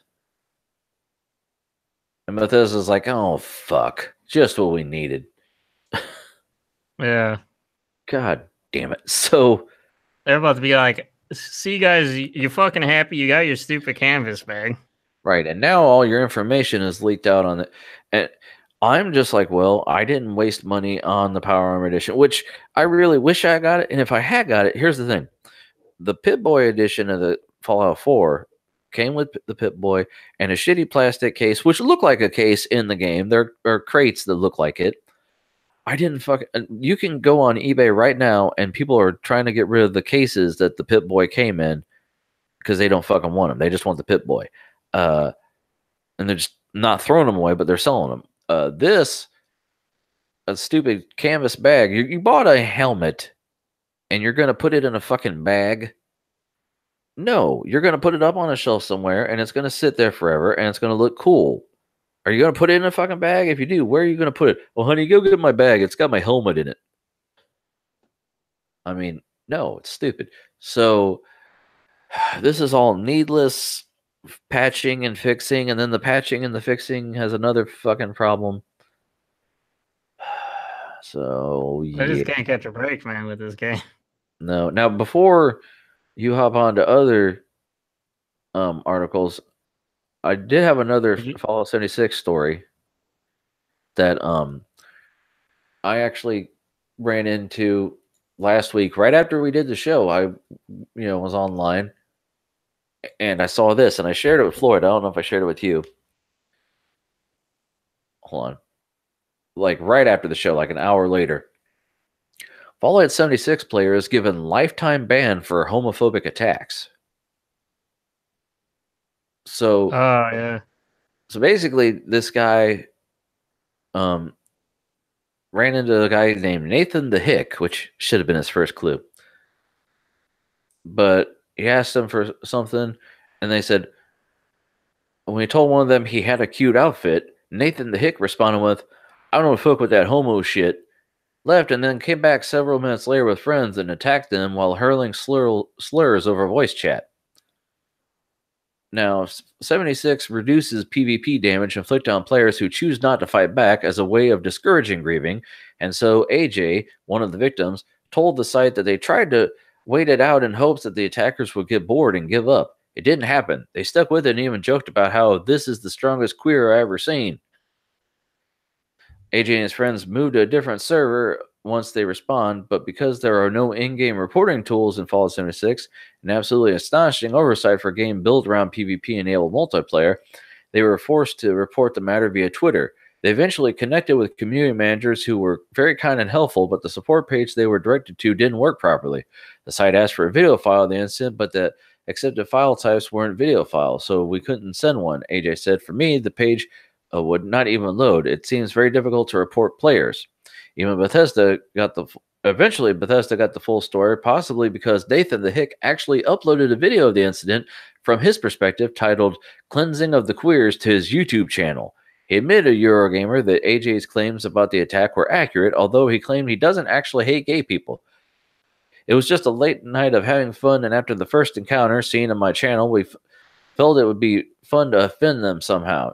You can call that evil, but I think it's just playful immaturity. He said, I do not regret the incident. I will not apologize given the opportunity. I don't plan on doing anything like this in the future, but to be fair, I didn't plan the initial incident. I just found them and decided to go through with it. So I don't hate those queers. I have queer friends. Queers. Yeah, I mean, yeah. I mean, it's a fucking video game, dude. I mean, now they're banned for life. So, good guy Bethesda on that, by the way, because that's what the whole anti-grieving thing is. These were guys actually going out and trying to be grievers, and they don't put up with that shit. So, what do you mean by grieving? Does that like giving the other guy grief, being a pain in his ass, like that's why they do the system where you do what they call slap damage. So when someone shoots at you, you'll get a little tiny bit of damage, and if you don't fight back, eventually they can kill you, but then they become wanted. I became wanted because I shot at a turret, and I didn't realize that it was a player's turret, and I got their warning came up that it was a player's turret. But I didn't realize that until right before it blew the fuck up, and I'm running around wanted, and I'm like, "Oh fuck!" Wanted. Well, I figured it was a turret in the environment. I didn't think it was a player-made turret. So eventually, I got killed, and they got revenge. So fair is fair. The system actually works. Someone can be wanted. You can chase them down, kill them, and collect all their crap and the reward. So that's cool. But yes, this is that's ugly behavior, and I appreciate the fact that they took that serious and did not let this slide. So, I mean, there are problems. This is a new territory for them. I can understand why they don't have everything set up. So, that's all I got to say. But I mean, you don't think that they could warm up, like go up to a ban? It seems like it's like that's like. You go from A to Z with that, Once you get ticked that you're wanted, people that aren't the person you killed can go out and will actively show up on the map and try to kill you for a reward. But when with the banning. I'm saying though, before that even happens, you are aware that there is a problem, that you are doing something bad. It is flagged red on your screen. I was wanted. Granted, I did not even hurt the player, is what it was. I damaged their property. And I thought he was getting banned for the voice chat. Well, he made voice chat comments. I think that was the ugly part. I don't think that should have happened. I understand that is part of live gaming in many platforms, and it shouldn't be. Because if I didn't have my microphone on, I play as a girl. My character is a girl, because if I'm going to see it, I want to see something nice looking. I don't want to see me running around. So, right. So I mean, if I don't say anything, you're not going to know who the hell I am. And it's just. It's a sad blemish on, that's the reason I didn't want this to be multiplayer. I wanted it to be single player because I didn't want to run into Fag Killer, 79 or whatever. I don't. No. I they're trying to keep it from being the cesspool that we all thought it would be. Because think about it, you could be killed by people for revenge, and then they keep spawning and trying to go after these people. That's fucked up. So you mean like they're just trying to go after Gate? I mean, this guy did. He went and he left, and then he went and got friends to try and add to the fucking damage. I mean, and then he posted it on YouTube and called it a horrible, hateful title. I mean, they wanted video, footage of it, and he showed it to them from his perspective. So I'm sure that was even better for him. I mean, he fed it to him on a silver platter. I mean, you're behaving in a way they don't support. Well, I mean, how does the Fallout 76 like the servers work? Does you have to connect to a server? Like if you play again, can you go straight to the server that person is in? You can have a friends list and you can go to their instance. I don't know. You don't see the server at all. Like only time I ever know I'm on a server is when it goes disconnected from server, or when you're leaving the world, it'll say disconnecting from the server, or the servers are going, like when the servers were down during the beta. I saw that. Yeah. But otherwise you don't see it. You see the players, and I'm assuming you could see your friends if there's a friend list. I've never actually done it because I don't have any friends that play. So I've been invited to people for because you get perks and stuff for multiplayer. I just don't do it because I like solo. So I mean, plus if I had some actual people that I knew or whatever, I might squad up and get the benefits, but I figured that'd be kind of annoying because if someone else gets all the beats all these quests, you get the experience for it, but you also get the quest popping up in your inventory saying, "Hey, here's a quest you're doing," and you're like, "Well, what the fuck is this for? I didn't do this." And they could be way off on the map. You don't have to even be together, but because your friend is in this quest, now you're in this quest too. See what I'm saying? Yeah. But anyway. Let me go into your next story, which I actually like. If you want me to go into that, I figured you would. Yeah. Oh, Floyd was like, he came up to me this morning. I was like, dude, check out the trailer. And I'm like, I saw the headline. I have it, dog. Hold on. I have an article on this somewhere, but I'll just read from yours. I bet you do. Well, did you see the trailer? No, I did not. Yeah. Oh, dude, when you get some free time, check it out. It's pretty dope. Obsidian Entertainment, which just got bought by Microsoft, finally announces its Fallout New Vegas successor. So they got this other first-person shooter RPG that'll come out. What's this going to be called? Their thing was the Outer Worlds. Yeah, the Outer Worlds. Oh yeah, that's right. I remember seeing that. Yeah, they have a picture down there if you click on it with the. Well, hold on. I'm going to go through the gallery. Here's what first-person view looks like. Hello, next. Oh, there we go. There's one of the cities. Yep. Here's supposedly a screen of dialogue, because that's the thing. Fallout New Vegas was one that a lot of people really enjoyed. They figured that Obsidian got it right, and then when they moved on to Fallout 4 and all that, it became a little more first-person shootery than actual like stats and dialogue driven and stuff. Well, I saw a lot of people some people that liked Fallout 76, but they didn't care for the Fallout 4. Oh, hold on, I'm scooting my cushion again. It keeps moving on me. Damn it, Baldy. And I got to get up and position it, because if I just scoot it, it scoots backward. Okay. He's got to reposition his junk. No, my butt. God damn it.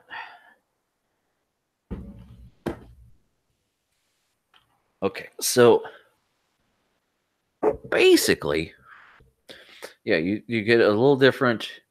Like when they did Fallout 4, the conversations had a wheel where you didn't even see the actual full statement that you would ask. You would have sarcastic answer, like you got a gist of it. You didn't get the full long conversation.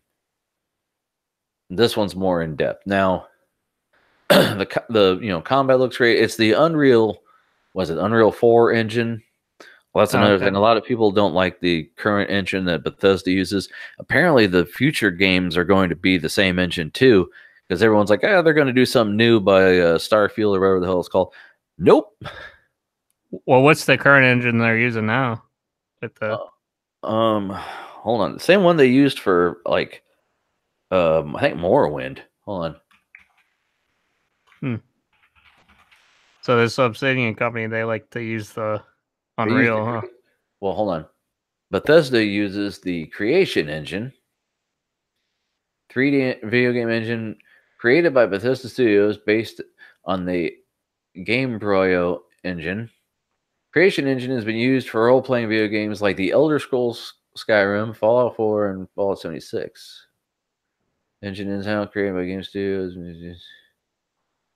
After using Gamebryo engine for Elder Scrolls 3 and 4, Fallout 3, but it says the Gamebryo engine became too outdated, and we had to work on the Creation engine for the next game, Elder Scrolls 5. So basically, since Skyrim. Well, I don't know. I mean, people are bitching, but I bet you that the current engine probably still has a lot of headroom. Well, it basically it came out in 2011, and it's actually based off of an older engine. They said, well, this won't work, so they updated it. But basically, everyone thinks it doesn't look good. It's not well optimized.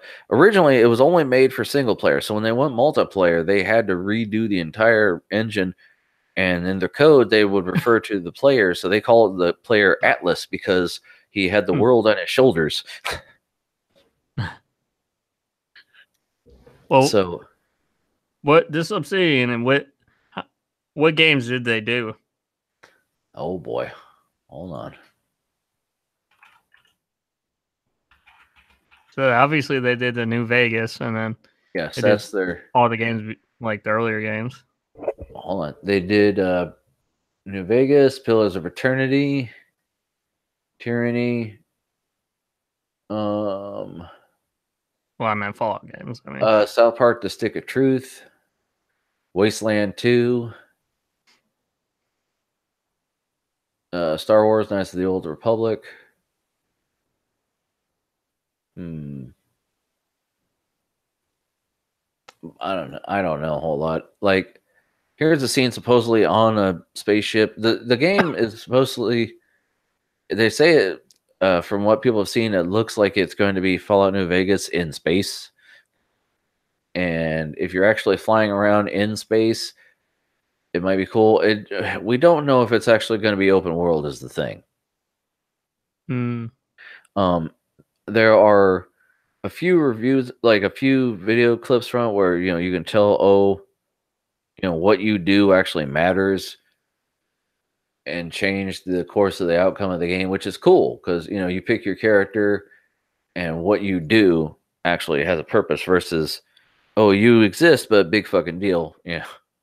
I like the logo. It's got like 50s kind of look, Well, watch the trailer because like it kind of is like so Enterprises is not responsible for blah, blah, blah. It's very funny and kind of tongue in cheek and reminds me of early Fallout. It looks really good.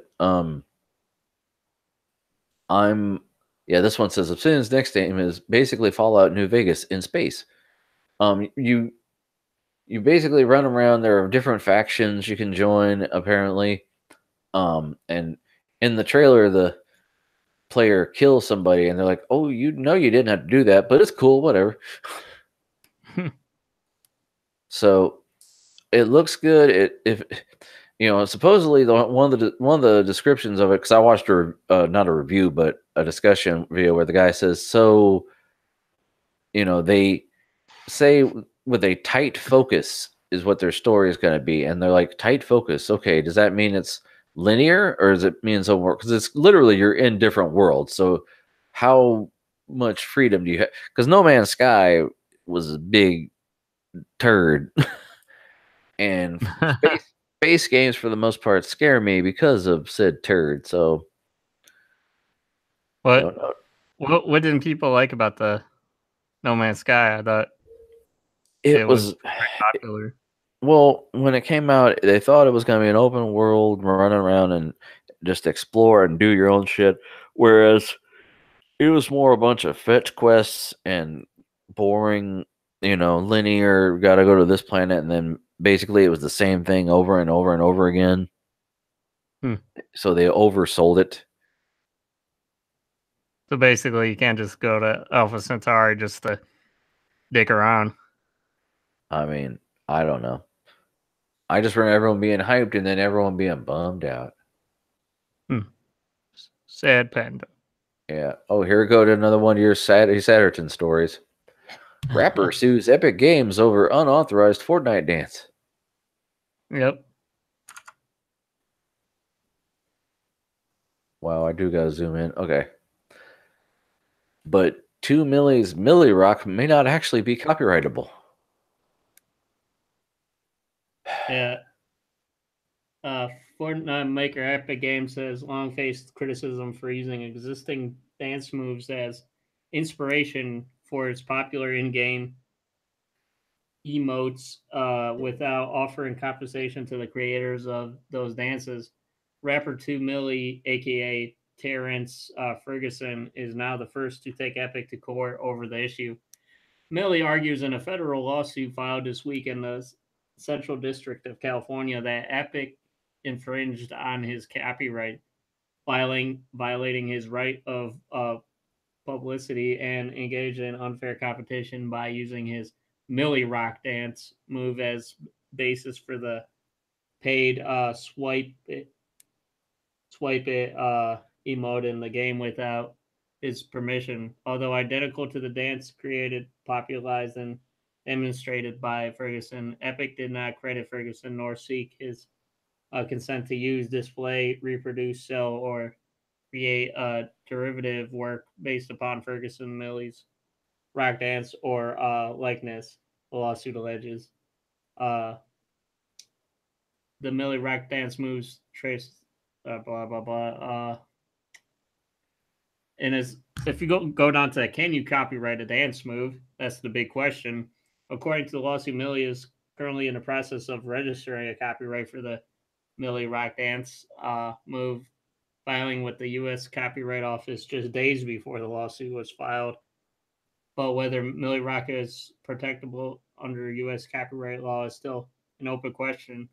You have U.S. Copyright Office guidance on choreography and pantomime defines a choreographic work. Work in part as rhythmic movements of one or more dancers' bodies in a defined sequence and a defined spatial environment. But just as common words and phrases are not subject to copyright, individual movements or dance steps by themselves are not copyrightable, such as the basic waltz step, the hustle step, and the grapevine or the second position in classical ballet. Yeah. Grapevine. Yeah. Oh, so fine. So basically, he's saying his dance is copyright, and they're saying, well, it's not exactly a dance. Certain parts, can be just, basic structure parts that are uncopyrightable. You think they kept the moonwalk as a copyrightable? Well, see, because that's just Michael Jackson. Actually, he was the first one to do that. Right. Before, it was not a concept even thought of, like, being able to walk backwards while giving the appearance that you were walking forward. And when Michael Jackson did it the first time, it really was amazing.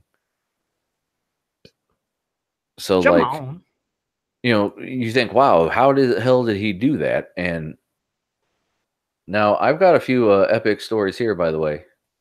Well, one story, but different views. Epic Games takes on Steam with its own fairer game store. With a generous 88 to 12% revenue split.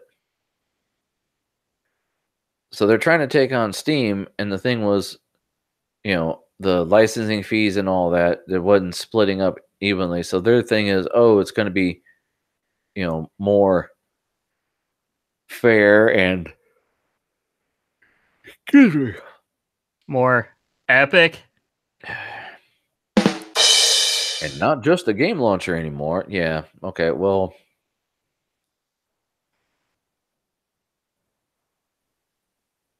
No. Hey, you brought the article, man.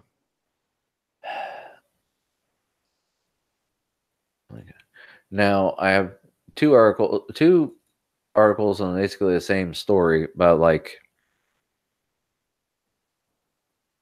Epic takes on Steam, but did Valve see this coming? But I had something about Steam in here. Can't find it. Oh, you remember how we were saying how the Steam Link was going away? Yeah. Well, it's not, is it? Hold on. Valve helps Raspberry Pi owners build their own Steam Link box. Steam Link boxes are no more. The simple black micro PCs designed to let you play games in the living room or anywhere else in the house away from your gaming rig. It sold out everywhere, and it seems Valve has no plans to produce more. The Steam Link app continues to live on in mobile devices and smart TVs, so it's not the end of days, but this doesn't offer the same latency mitigating cloud as Ethernet wired hardware. Valve, however, is offering an alternative, and it comes in the form of Raspberry Pi.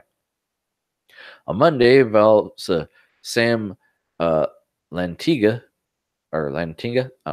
announced that the Steam Link app is now available in beta form for Raspberry Pi 3 and 3B+. Just make sure you're running the stretch version of Pi's OS, which has been default anyway since August 2017, and drop in a few lines here. There's a link. And voila, you've got a fully functioning DIY Steam Link box, easy to connect with a range of gamepads, and at $35, probably a lot cheaper than upgrading your router for stutter-free gameplay.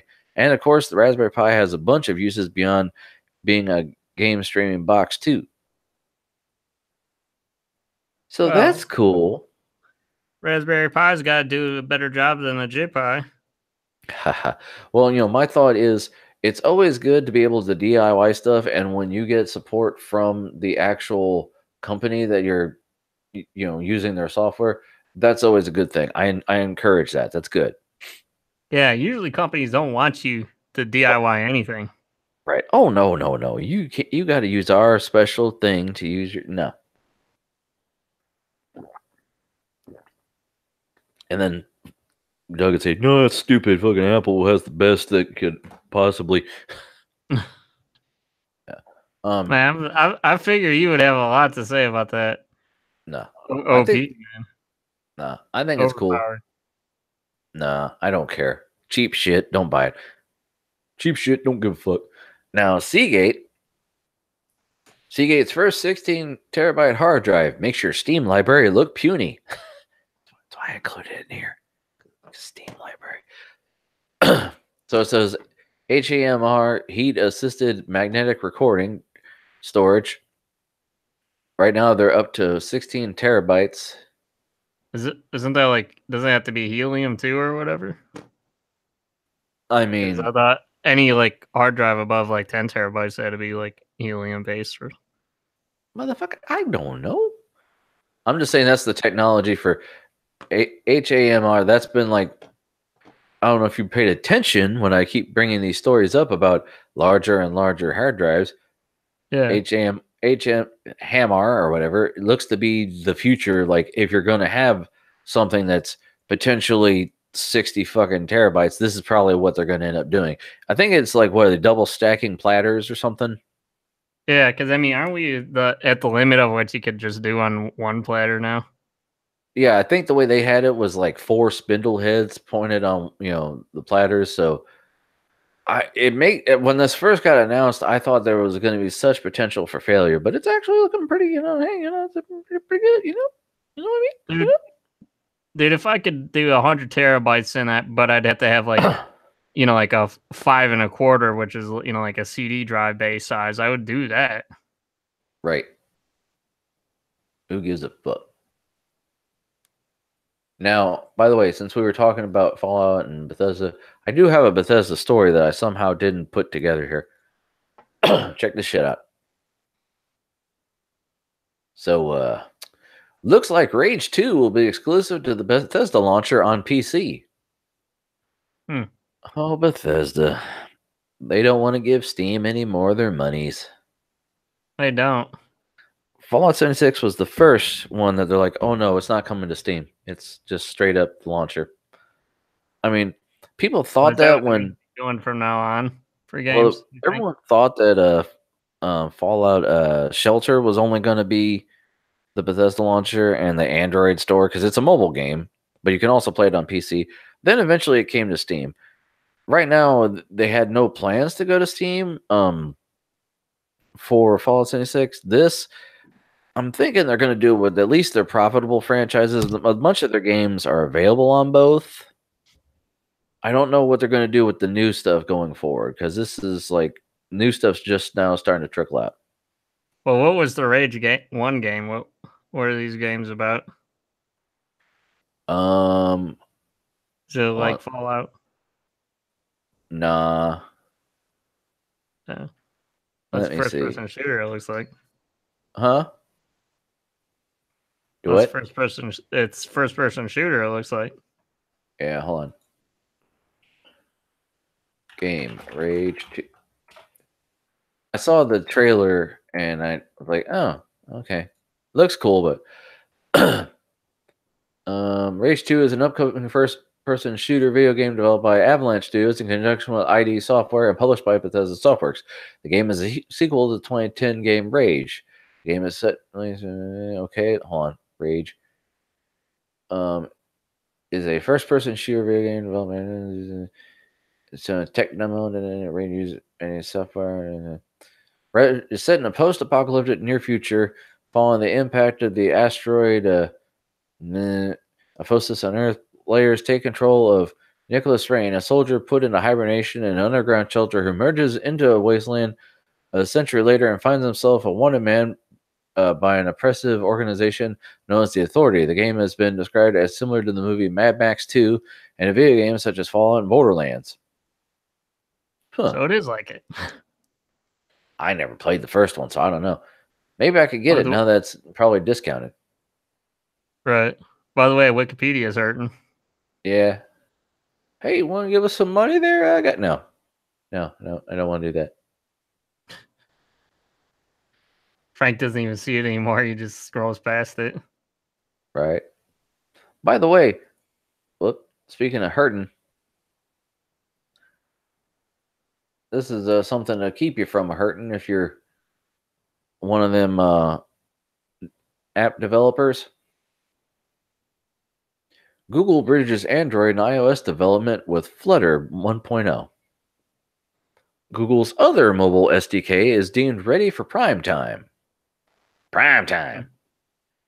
Today, Google is launching Flutter 1.0, the first stable release of its open source cross-platform UI toolkit and SDK. So basically, if you're making an app that's going to be on both, which, let's be honest, most of them are, unless you're like so poor you only have an iPhone and then you only make a code for it. But it's nice to be able to make a game or something that'll run on both and to be helped. You know what I mean?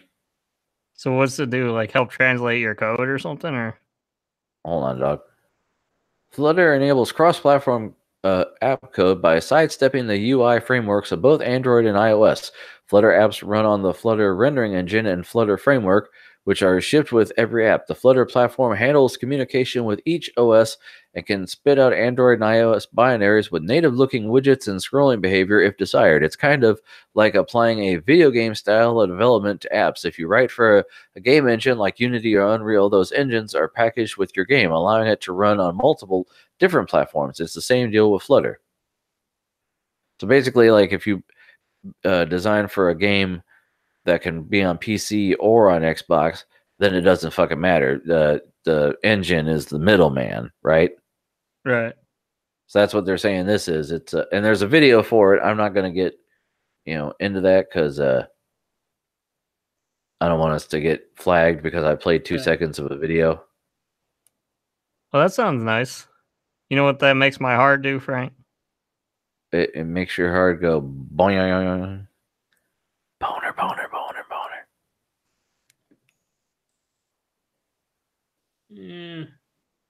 I'll give you a short Boner. No, I was gonna say it makes my heart flutter. Makes your heart boner. Oh, I totally forgot about this story. I'm surprised you didn't have this. I saw this and said, what? Check this shit out. Disc launches M.2 graphics card with 4K output. Before I go to the article, look at this fucking thing.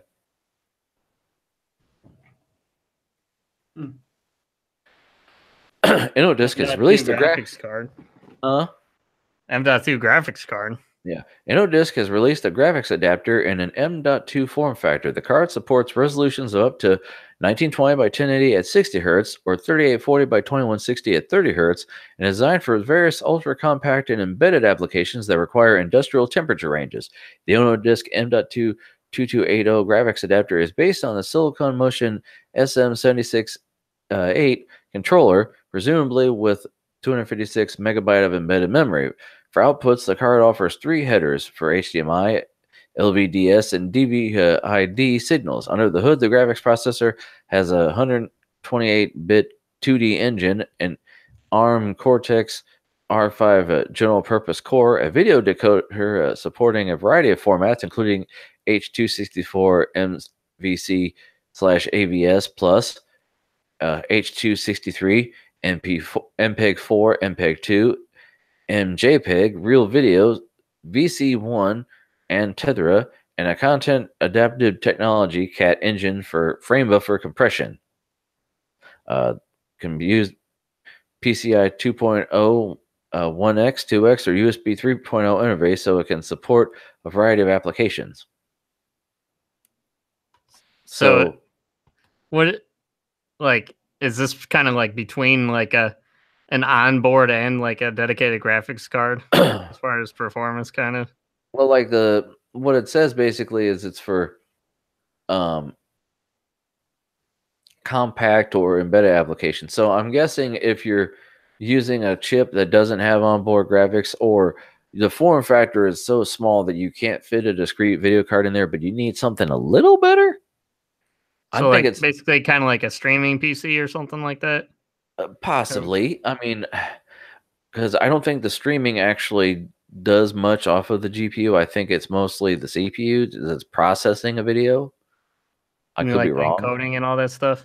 I don't know the exact numbers and crunching here. I just know that this is, I mean, there's a lot you can do, because really your NVMe M.2 storage goes straight through the PCIe.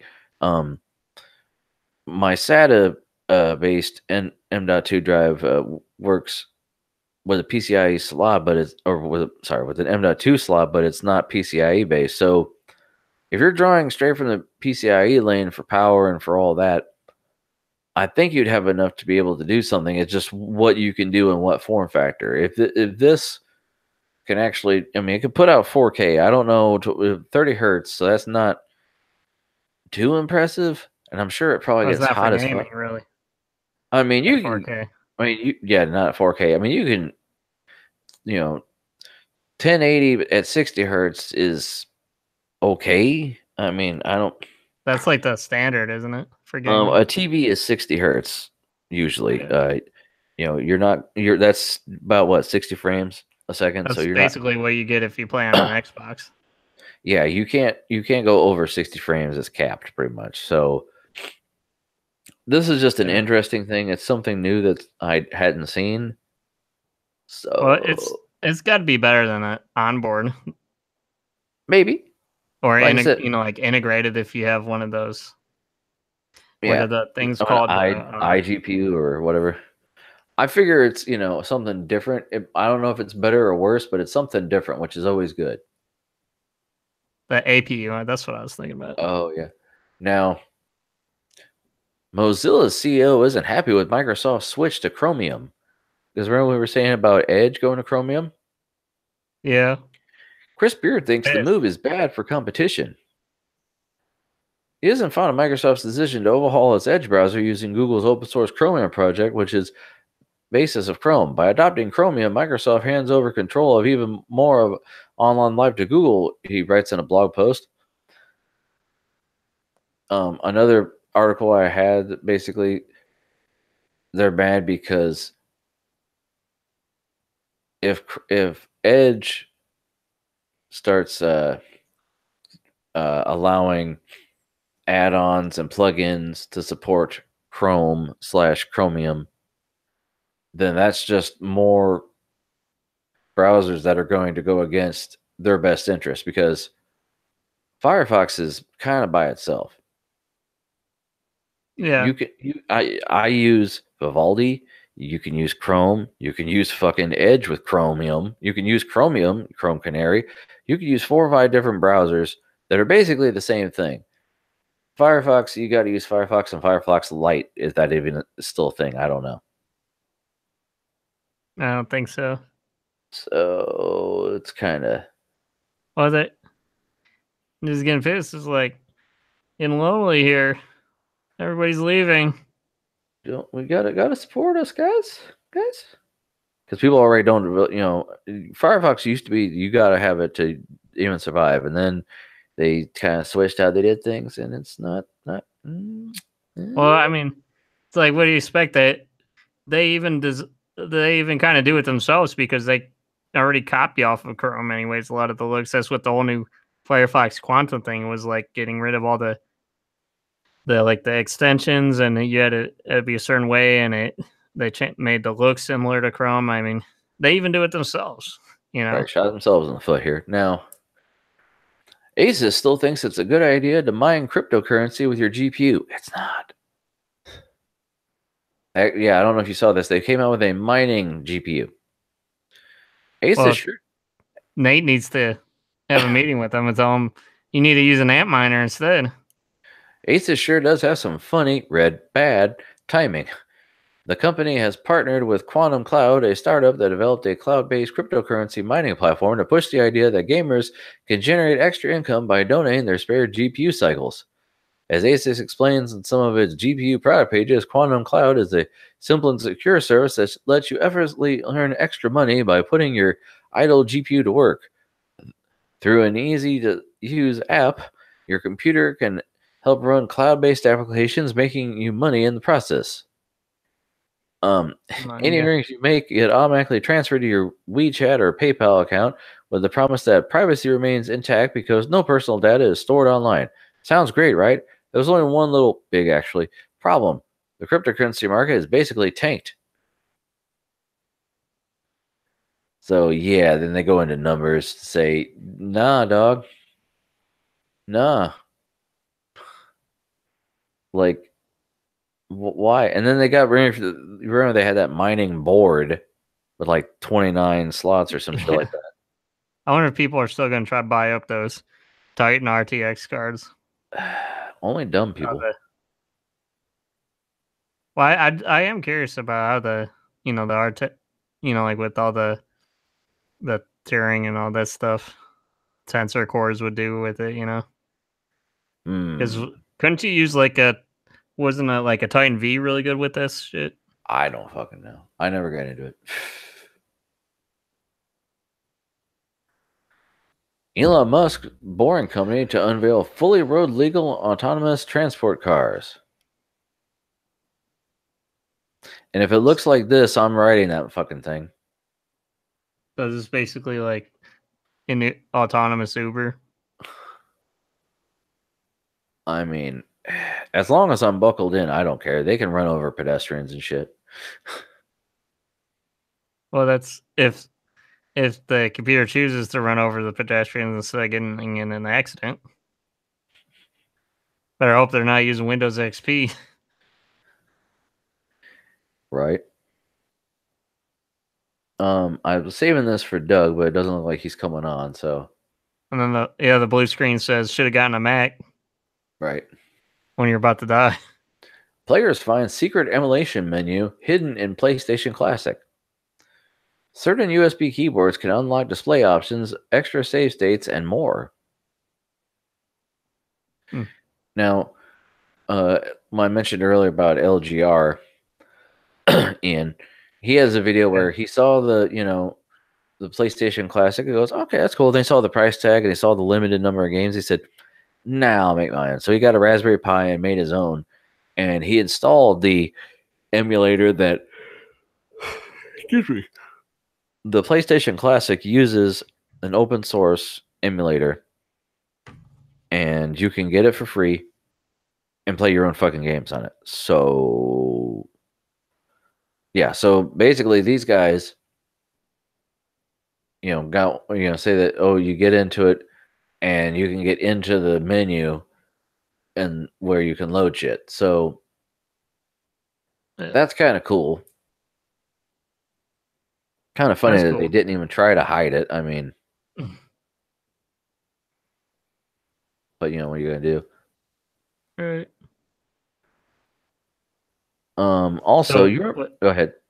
What else do you have? Because it is 1:30, and I know you want to get playing on your game there. Right. I got a couple what the fuck articles. Okay. So you remember my story about the Church of Satan suing the Sabrina? Oh yeah, I did watch that whole series, by the way. Oh, did you? Interesting. Yeah, it was different. I showed it to my girlfriend because she was her and our kids were all about the Sabrina, and I was like, you might not want to let your kids watch this one. Right, it's a little darker from what I've gathered. Yeah, but this is how they were sued because they used a satanic statue in one of the scenes. Yeah. Festive satanic statue added to Illinois State House. A satanic group has added its own statue to a series of displays in the government building of the U.S. state of Illinois to mark the festive season. Placed between a Christmas tree and a menorah, the 4-foot sculpture depicts a snake coiled around an outstretched arm holding an apple. It's the first display sponsored by the Chicago chapter of the Temple of Satan. The state government said the temple had the same right as any other religious groups to have a display. Under the Constitution, the First Amendment, people have a right to express their feelings, their thoughts. Dave Drew, spokesperson for the Illinois Secretary of State, told the State Journal-Register, this recognizes that. So, wait a minute. This is a place you could just put, like, religious stuff in or something? You can put a display in to mark your festive season. They got a fucking Christmas tree, the fucking menorah, and the Church of Satan said, okay, we're going to put up a Satan statue. Right, but this isn't their building. It's a government building, right? Mm-hmm. Yep. So, like, you could go to, like, a government building and put decorations up in there? I mean, I'm sure as long as it's approved. This is the Illinois State House. I don't know what the hell. The move has been criticized on social media by Illinois Family Action, an anti-abortion pressure group. Oh, okay.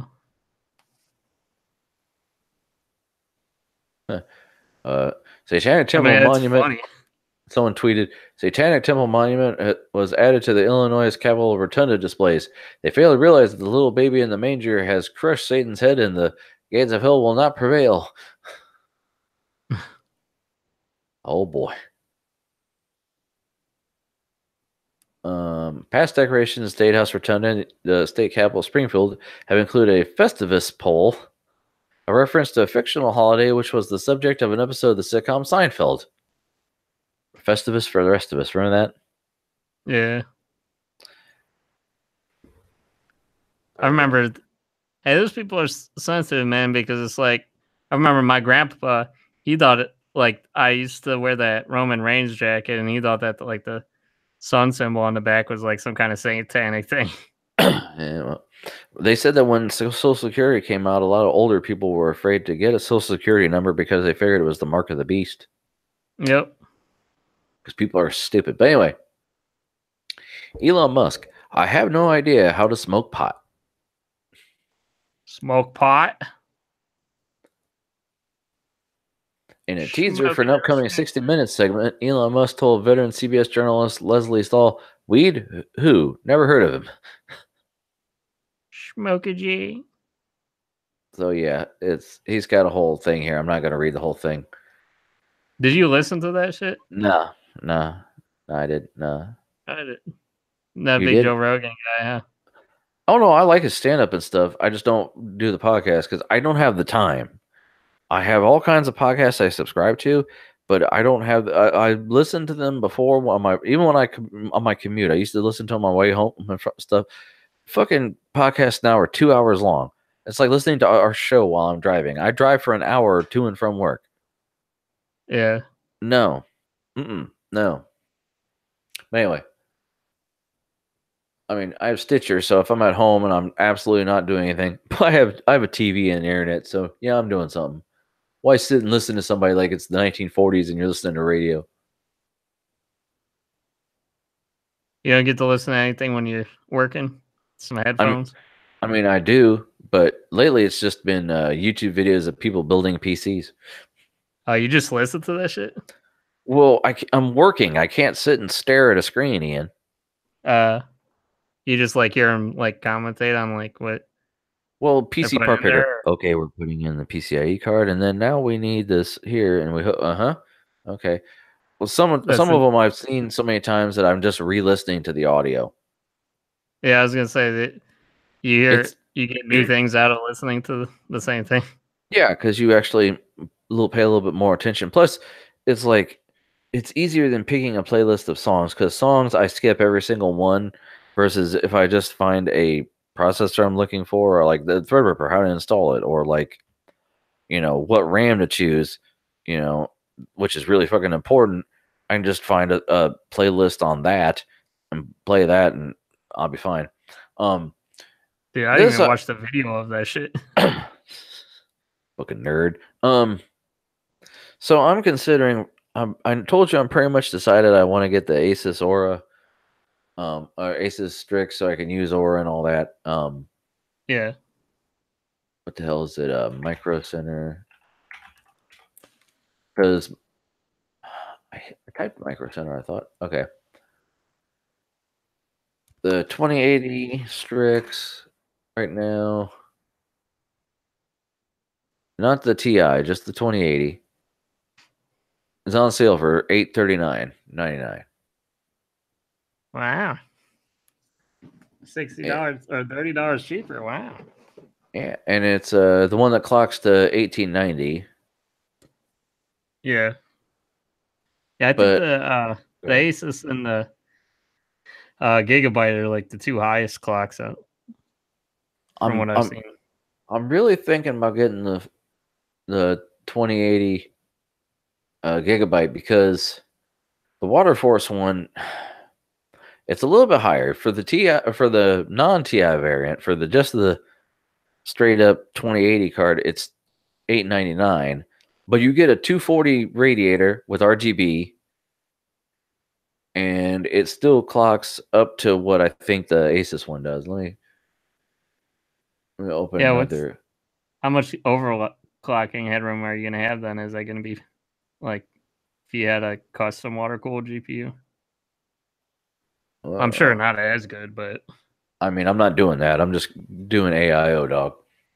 Well, yeah, I know, but I mean, it's like I wonder what if it is an AIO for your GPU. I wonder how good it'll overclock then.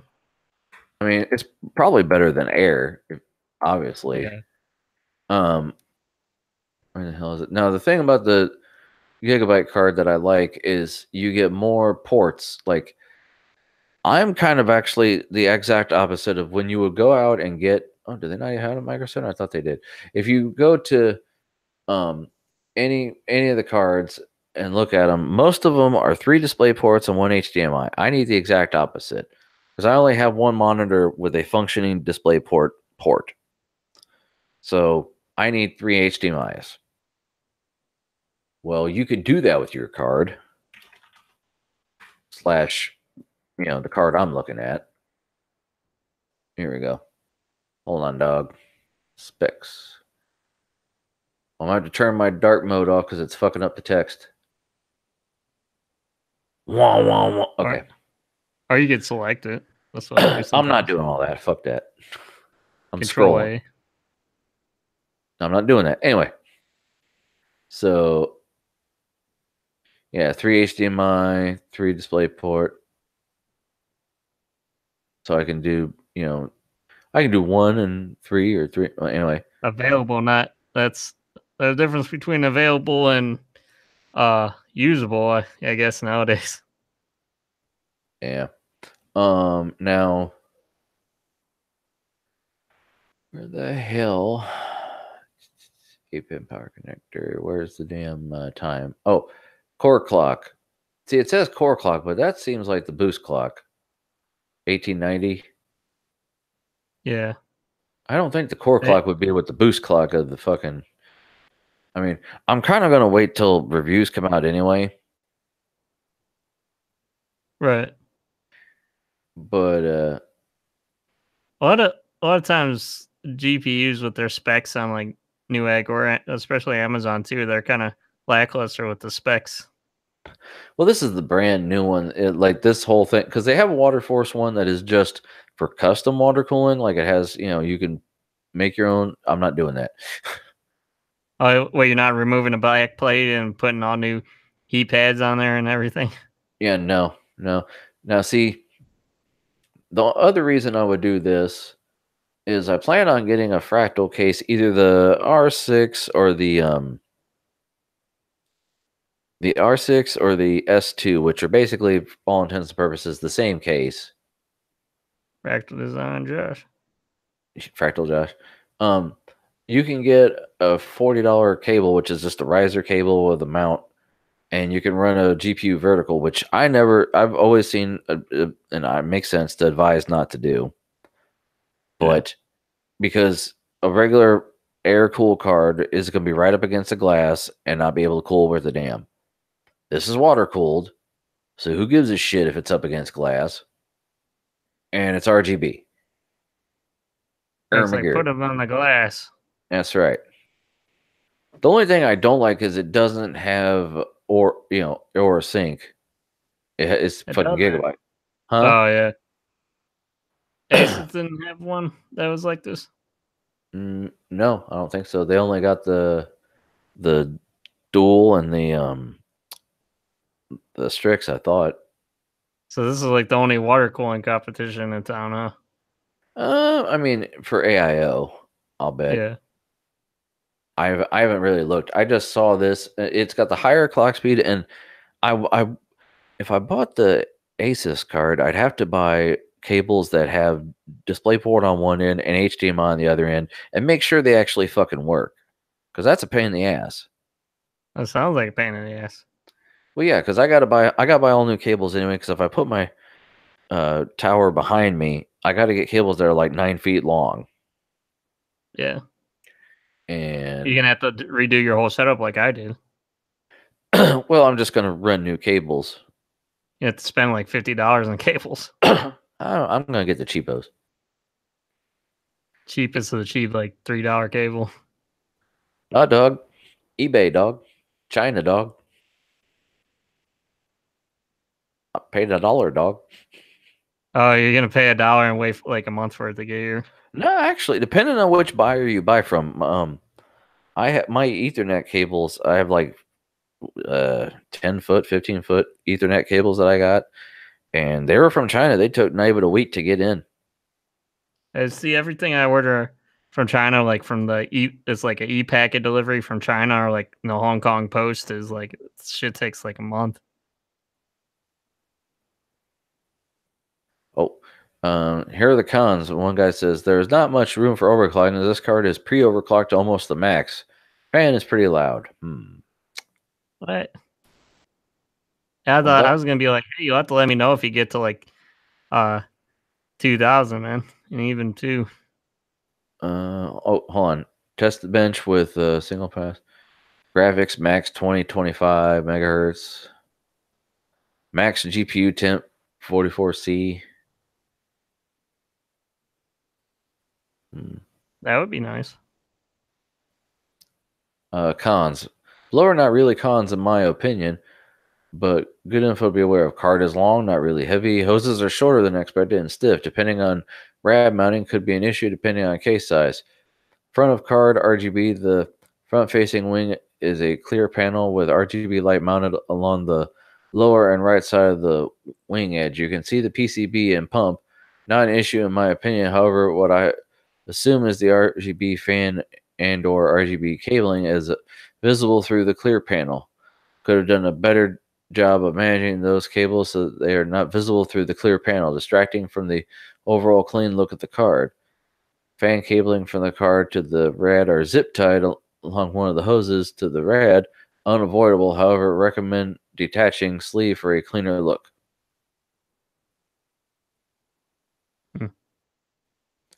Highly recommendable. Easy $899 spent on a 2080. Prices for the same setup, a TI have gone public. Yeah, but it's anywhere around 1200. I may upgrade. So guy, yeah, the TI variant hasn't even been announced yet, but he already has the 2080 version. So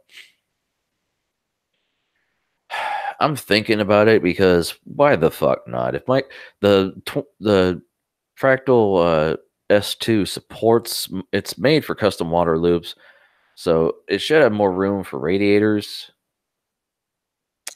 So I don't know. But the one that I was looking at, that Corsair one, the Crystal series, it supports you could do 3-fan rad in the front and on the top. So well, I mean this would, if you get something similar to that where you could do 3 top and 3 front, I mean, if you're gonna do it, are you gonna do it like a 360 for your CPU AIO? You think? Yes. Okay. So if I don't want it to overheat. Right. Well, if you do that, then say if you put that in the front, then your top, I would probably do the GPU at the top because it'd be closer to the GPU. Yeah. I mean, and then that'd leave you one extra fan and probably a fan in the back, I guess.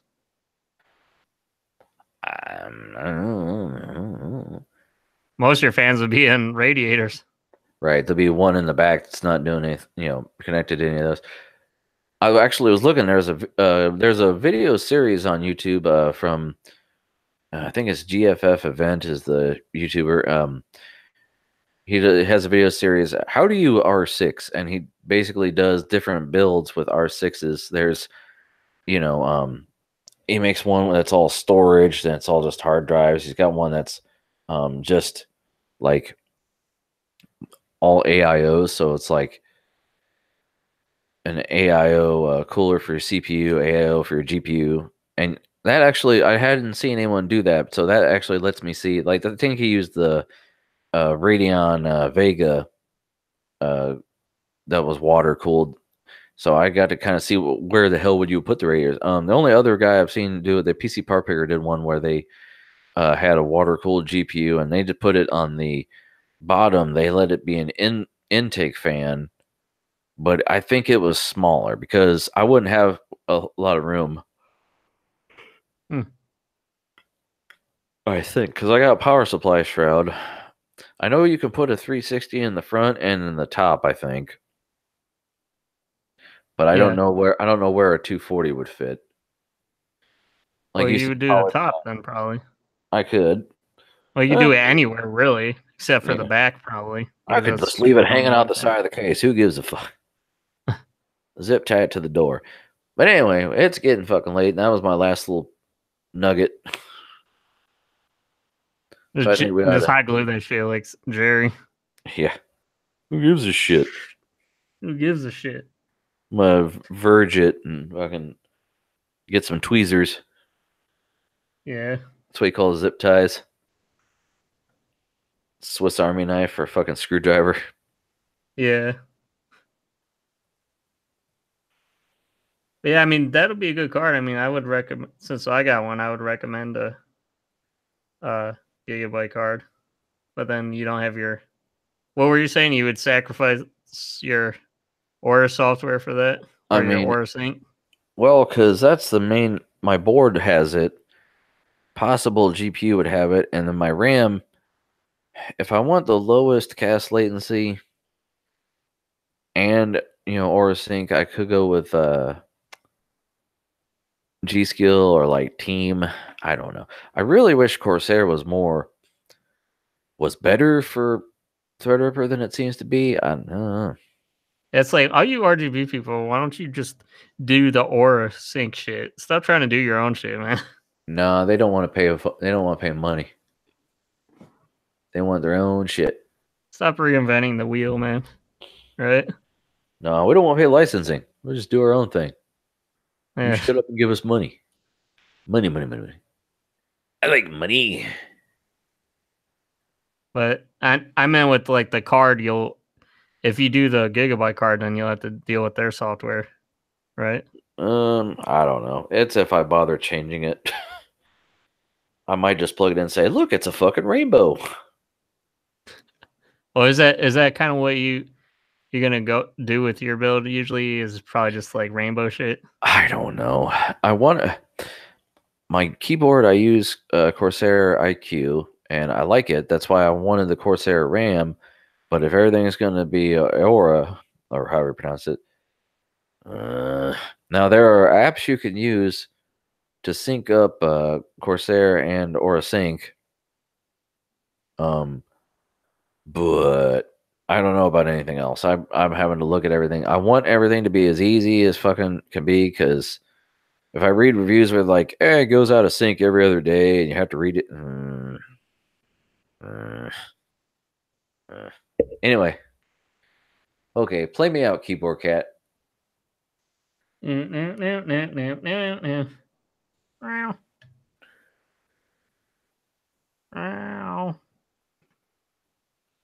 Nothing else to say, Frank? Nah, that's it, dog. That's it, dog. Well, everybody, hope you're having a good Saturday morning now. Almost time for cartoons. Yeah. Like I said, don't be like me and go out and do some shopping ahead of time for Christmas. Or you could just not get anybody anything. There you go. That's a good idea. Or if you're lucky like Frank, have your significant other do the shopping for you. So She's you don't more have to responsible. do shit. She's a better person. Frank doesn't have to do shit. He just pulls out his wallet, whatever. Sure. Like, do you even know what you would get Ben? Hard way to go. He's gonna give him money. No. I give him a hearty handshake. Okay. Well, goodbye, everybody. Yeah, I love that Thompson love there. Uh-huh.